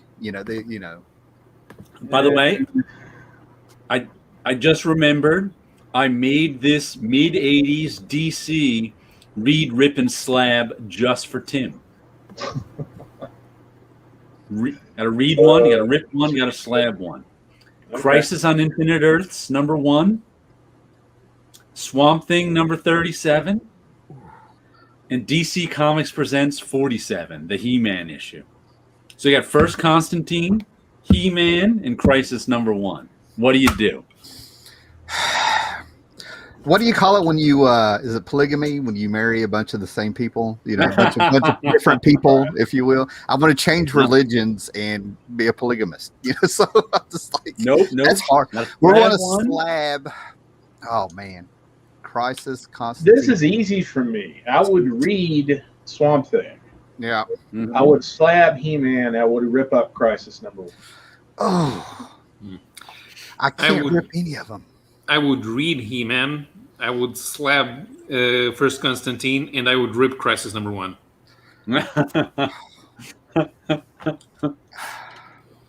What would you do, Tim? Tim is like he's like this, like the computer in one of the old Star Trek episodes. Yeah. Kirk is given a logic loop, and he's read Constantine. Slab Crisis on Infinite #1, rip up the He-Man. Ooh, how obvious! Because what I had to do here is I have to remember, DC Comics Presents. As much as I love my He-Man, it's still a commercial. Mm-hmm.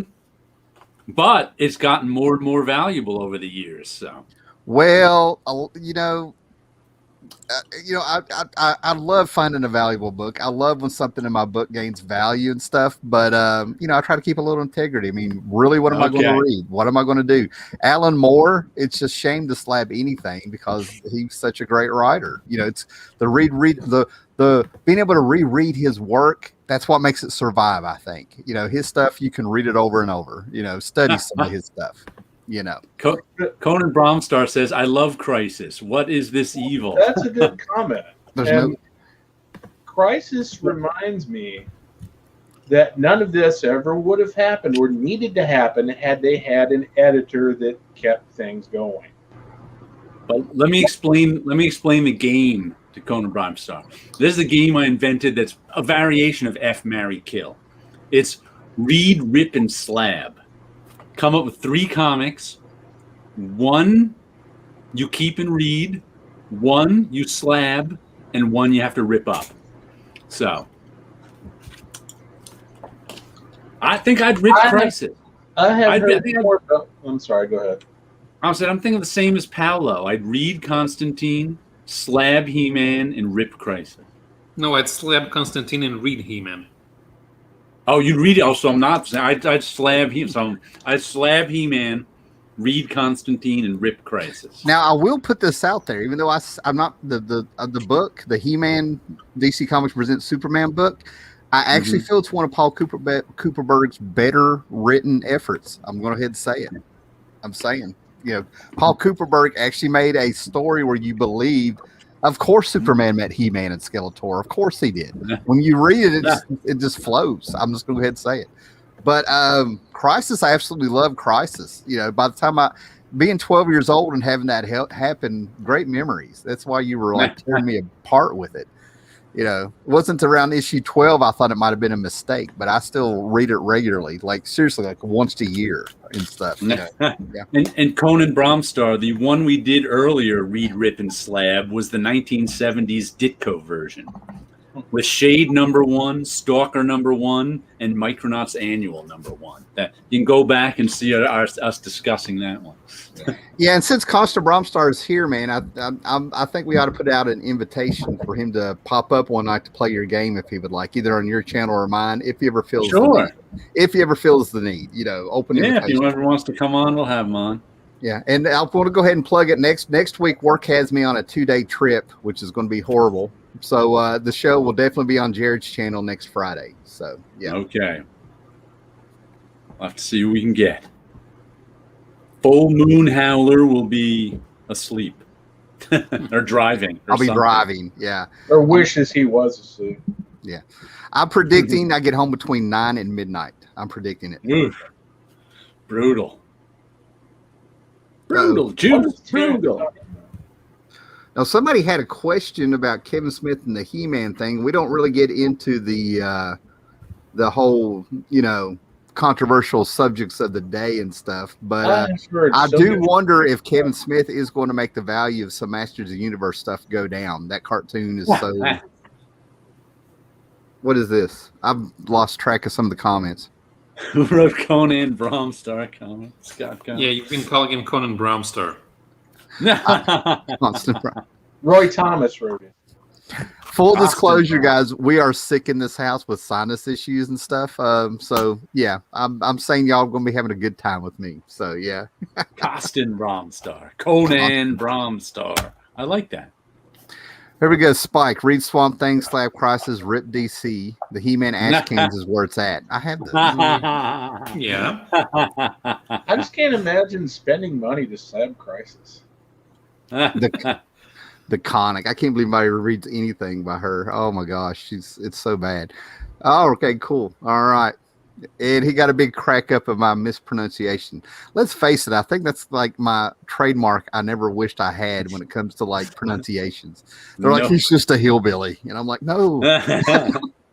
He pronounces things how he pronounces things. I mean, I can't pronounce European names. Paolo has to keep telling me what they are. But maybe it's a new language. Well, you're making an effort. Yeah. Oh, how fun. Mine the comics complimented me on my pronunciation of, who was that, Geddish? Yeah. Yeah, well, you already know how to pronounce Renato Guedes. Next, we still have to work on the Carmen artist, Guillem March. Yeah. What's that first name again? Guillem. It's Guillem? I Yes. love that. I've always thought that was a cool name. Not Julian, like you pronounce it. Well, it's bad when your wife is 5 feet away from you and you're reading comments and you mispronounce voila. That one drives me up the frickin' wall. Yeah. Oh my God. Because not only are you mispronouncing it, it tells the rest of the world that you don't know what that word means, and the only reason you're using it is because you heard somebody else and you thought it sounded cool. Well, that was an Anchorman moment for me, like that movie Anchorman, where he just reads whatever's on the teleprompter. That's exactly what I was doing. I was just reading the comments. It wasn't thinking a thing about him, just reading what was in front of me. What is Howler, this? would you... Well, you need to give him 2 other books, if you're going to play the game, because Howler doesn't slam anything, I don't think. Yeah, I'm not big into slabbing, but I ventured out last weekend seeing what was out there on YouTube. You know what I mean? It's one thing to comment, and it's another thing to be informed and comment on what's going on. You know what I mean? And there's people just love their slabbing, and I've never had a problem with slabbing. It's just not for me. But something like that Snake Eyes issue of G.I. Joe and stuff. Think about this. This is over a 35. The comic book is over 35 years, and people still remember it fondly, still talk about it. And I think it's one of the books they actually read and go through. So yeah, I think slabbing a book like that would be worth it. You know what I mean? It's got more than just value for people. You know. Are you going to do a video on that one where you do a live reading of it? I feel very confident doing a live reading of the silent issue. No mispronunciations, none. You know. There you go. Hey, did anyone ever crack a slab in a video? Yeah, Yeah. Ed and Nick. People showed. I've got empty slabs. Yeah. That I've always meant to do a project with, but haven't. Yeah, I'll plug Ed and Nick right now. I don't know if it was last week or this week, but he cracked open one that's been in a slab for 18 years to show people how they age, or if they do age in those slabs. I won't ruin the outcome. It may or may not age, but an 18-year-old book he took out of the slab to show you what it does. One of the guys. I will slap comics if I can use them as ranged weapons. One of the guys that by LCS cracked open some of his slabs, and I took them with me because I want to put fake comics in them. I still haven't done it. But I want to make some fake comics and put them in slabs. That's hilarious. Now, this comment here, don't these scratch and fade? I don't know, but Markey, I can't remember. He's with the New York Warriors. Markey actually had he was busting them on having the holders, the plastic cases, because the they rainbow hold up to is the light, it would make rainbow colors, like when you put gasoline on the ground and the moon hits them. Right. To the point that they finally responded to him and kicked him off the site. Like, right. That was quite the drama. It was when they came out with new holders. That's what it was. And what would happen was the new holders, it looked like a rainbow oil film on them, and you couldn't get rid of it. So like you pay to have your book slabbed, and there'd be like this rainbow imperfection in the plastic, and it's like I just paid $40 to have this book slabbed, and it looks worse than it was unslabbed. Yeah, he had a point. That was the whole deal. Cents and it would look a hell of a lot better. Yeah. I'm go ahead and say that I turned down some slabs that were actually $20. Mine, the comics just blew my mind a little bit. Like how did he know? I had a chance to buy a bunch of them for $20. There have been times I've like gone, I should get a slab of something just to have as like a conversation piece. And I like go on eBay and I look for a cheap slabbed book. And I always end up going, I don't want to buy that. I have one slab book here somewhere, maybe two, but I won them on YouTube contest back in the day. Like it was part of a contest. It's like a Marvel Zombies one shot. I think it homages X-Men 1, the Jim Lee covers or something. I think because whenever I look, like the cheapest slabbed book you can find on eBay with shipping is probably around $35 or $40, and it's like a $3 book. And I'm always like, do I really want to pay $40 for a $3 book just to have a conversation piece? No. On my Instagram, I posted the pictures, and it's the first appearance of Carnage. Was that Spider-Man 361 or something? Right. It had a 0.5. Okay. Not even connected. The staples weren't even connected. Okay. Ripped up, beat up, 0.5. Went for $110, and for $40, you could have got a mid-grade that was just fine, but it wasn't slabbed. I put the pictures up on Instagram. That's when I dropped out of even having the conversation about slabbing them, because I'm like, something's going on, and I'm not one of the cool kids on this one. You know what I mean? Right. I have no interest in buying a slab book. Yeah. I can buying and selling some high-end books. I can see slabbing, but like I said, I think for a lot of people, slabbing is a craft project. Mm-hmm. That's what they like about it. They like getting it together, get it in, see what grade they got. It turns the comic into a craft project. Get autographs on it. Get this. Well, here and for years we've said it, collect what you want, how you want. There's different ways of collecting, but I think we really have reached a point, and maybe it's already out there. What I'm about to say is already out there, but I think it's not comic book collecting when you're going for the slabs. You're trying to get that 9.8. I think it's something completely different. Yeah. And it's not a bad thing, but I don't think it's right to say comic book collecting. You know what I mean? It's actually more like you have an oversized sports card at that point. Oh yeah. Well, That's what we compared it to: trading cards, sport cards. Yeah, it is comic book collecting. There's just no reading involved. yeah. So that's why I think it's not comic book collecting. In my eyes, when you collect comic books, you're reading your books in some shape or form, be it just your favorite writer, your favorite character, whatever. You know what I mean? The whole slabbing deal is that you're looking at condition, and that's not really, in my mind, comic book collecting. You know. Well, I think it's just a different type of collecting, and it's like collecting Hummel figurines. Yeah. When you're collecting slabs, you're collecting the figurines; they go up in value.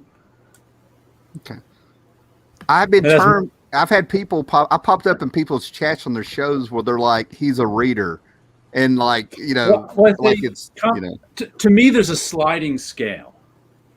There's comic book reader is on one side of the scale. He's the guy who buys a comic book, reads it, and then throws it over his shoulder, never to think of it again. And then there's the comic book collector over here who buys a book, puts it in plastic, never opens it, maybe has a slab, never reads it, and puts it in the pile. And everybody is somewhere on that sliding scale. Most people aren't those two extremes, but we're all somewhere in that sliding scale. Right. Yeah. But I would say most people are closer to one of those two extremes than the middle. You can be. But you're somewhere. I'm closer to the reader. I've already referred to myself as an accumulator. Yeah, there's that. That's what my friend. If you have a collection and it has no order, you're not a collector. You're an accumulator. I just know that before YouTube, and I know it's affected me. Like I'm sure I've got those hauls or something where I like have to have something, or I saw people talking about comics, or I wanted comics to have a haul video over the years. But until YouTube, I never had a comic book in my house I hadn't read. Like it was read the day I got it or that weekend. You know what I mean? I have books I got at Heroes Con 15 years ago that I haven't got around to reading. But you want to. I do. That's true. They're in a big pile. And that's what matters. Going off on a completely different tangent, they were talking about hockey earlier. Okay. I still don't understand where the Detroit Red Wings got this. What's the word I'm looking for? This tradition where they throw an octopus out on the ice. What I'm thinking now that Seattle has a professional team and they're called the Kraken, are you going to have to one-up them by bringing a giant squid in and throwing it out on the ice? There you go. How do you like that squid past security to get into the I wish I could tell you guys why it cracks me up anytime mentions the word Kraken. You just have no idea. Release the Kraken. I mean, how cool is it that you have a team named after giant squid now? I just think that's awesome. That is awesome. Now, this topic right here, I mentioned in your channel, you travel to different states. Our back issues still really hot, more so than new comics. This is one of the reasons, like, I don't get into the whole YouTube thing about how people are talking and collecting. I go by what I see, and I do get around quite a bit now that the COVID's let up and beforehand. And going by what I see with my eyes, where people are actually in the shop spending the money and doing this stuff and seeing what the stores have and the flea markets and what people are doing. I've always said that even if all the comic book companies went out of business, the hobby would still survive through like flea markets and cons and stuff. I think it would still go on, be them big or small and stuff, right? But what I've seen comic book shops, they're investing in back issues big time. When I was getting those when I was getting those 75-cent issues last night, I was in a room at the mall where it was like 10 boxes of comics and then tons of sports cards. And there's like about 8 people in there. I'm the only one going through the comics. So the lady's talking to me and let me know that some dude came in and bought $130 worth of comic books and went through all the boxes already. And everywhere I go, people are talking about their selling collection, buying collections, and doing things. I think it's a back issue market right now. I get Chuck Rosansky's newsletter from Mile High Comics. Holy cow, is the back issue market hot? I just saw, I can't remember if it was on Facebook or Instagram, but he drove out to somebody's giant freaking collection in California. He just accumulated. That was just in this week's today's newsletter. What, 35 pallets of stuff to bring back on the truck? Okay, Only I got that 10,000 top. of them comics. 10,000 comics. Yeah, Everything else, pop culture stuff. Yeah, it was There's- a giant collection. There's a guy named Scary Comics on Instagram, and he posted some videos up where I think he said he and a few of his he opened up a comic book shop in California or something. But he did this video where he's real vague, and he was like out in the desert saying, "Wait till you see this, and wait till you see this." And he bought, I think he and 4 or 5 people got $250,000 and bought one of those great big huge storage units that you see that they have to get the plant down and put on boats, and it was full of long boxes, and I got tired of seeing all the stuff that was in that collection because he was selling them and showing them. It was just making me sick, all the good deals they got. Right. So I did not know, speaking of Chuck Rosansky's newsletter, until like last week, that Mile High Comics really blew up about 5 years ago when Kevin Smith did a video from there that went viral. And all of a sudden, 1 million plus people watched it. And after that, I mean, Mile High Comics was always successful. But after that video, his store became a destination. oh, that's Well, So wild. not now only that- people come from all over to go to the store. Also, too, in that area of the country, Denver is by far the largest city in that in a large radius. So it's like the shining beacon out in the middle of, Right. not like on the East Coast where you can go to New York, New Jersey, and have Right. But 5 yeah, but I comic didn't- shops on the same block. Well, and I didn't know how much that video blew up Mile High Comics. Because Mile High Comics has always been big to me. Yeah.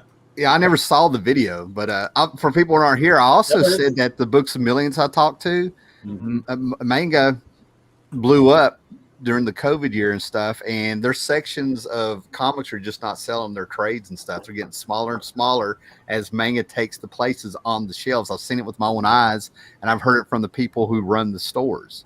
I mean, yeah, things up. It's a back issue market, And Fenner 27, I do not have first Albedo number 2, first Usagi. I don't think anyone I here don't does. He either. just asked if any of us did. Yeah. No.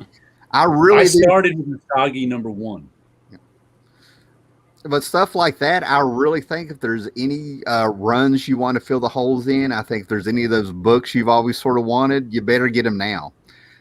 My biggest thing is the way people are slabbing books. Who are these people who have $1,400 to buy this stuff?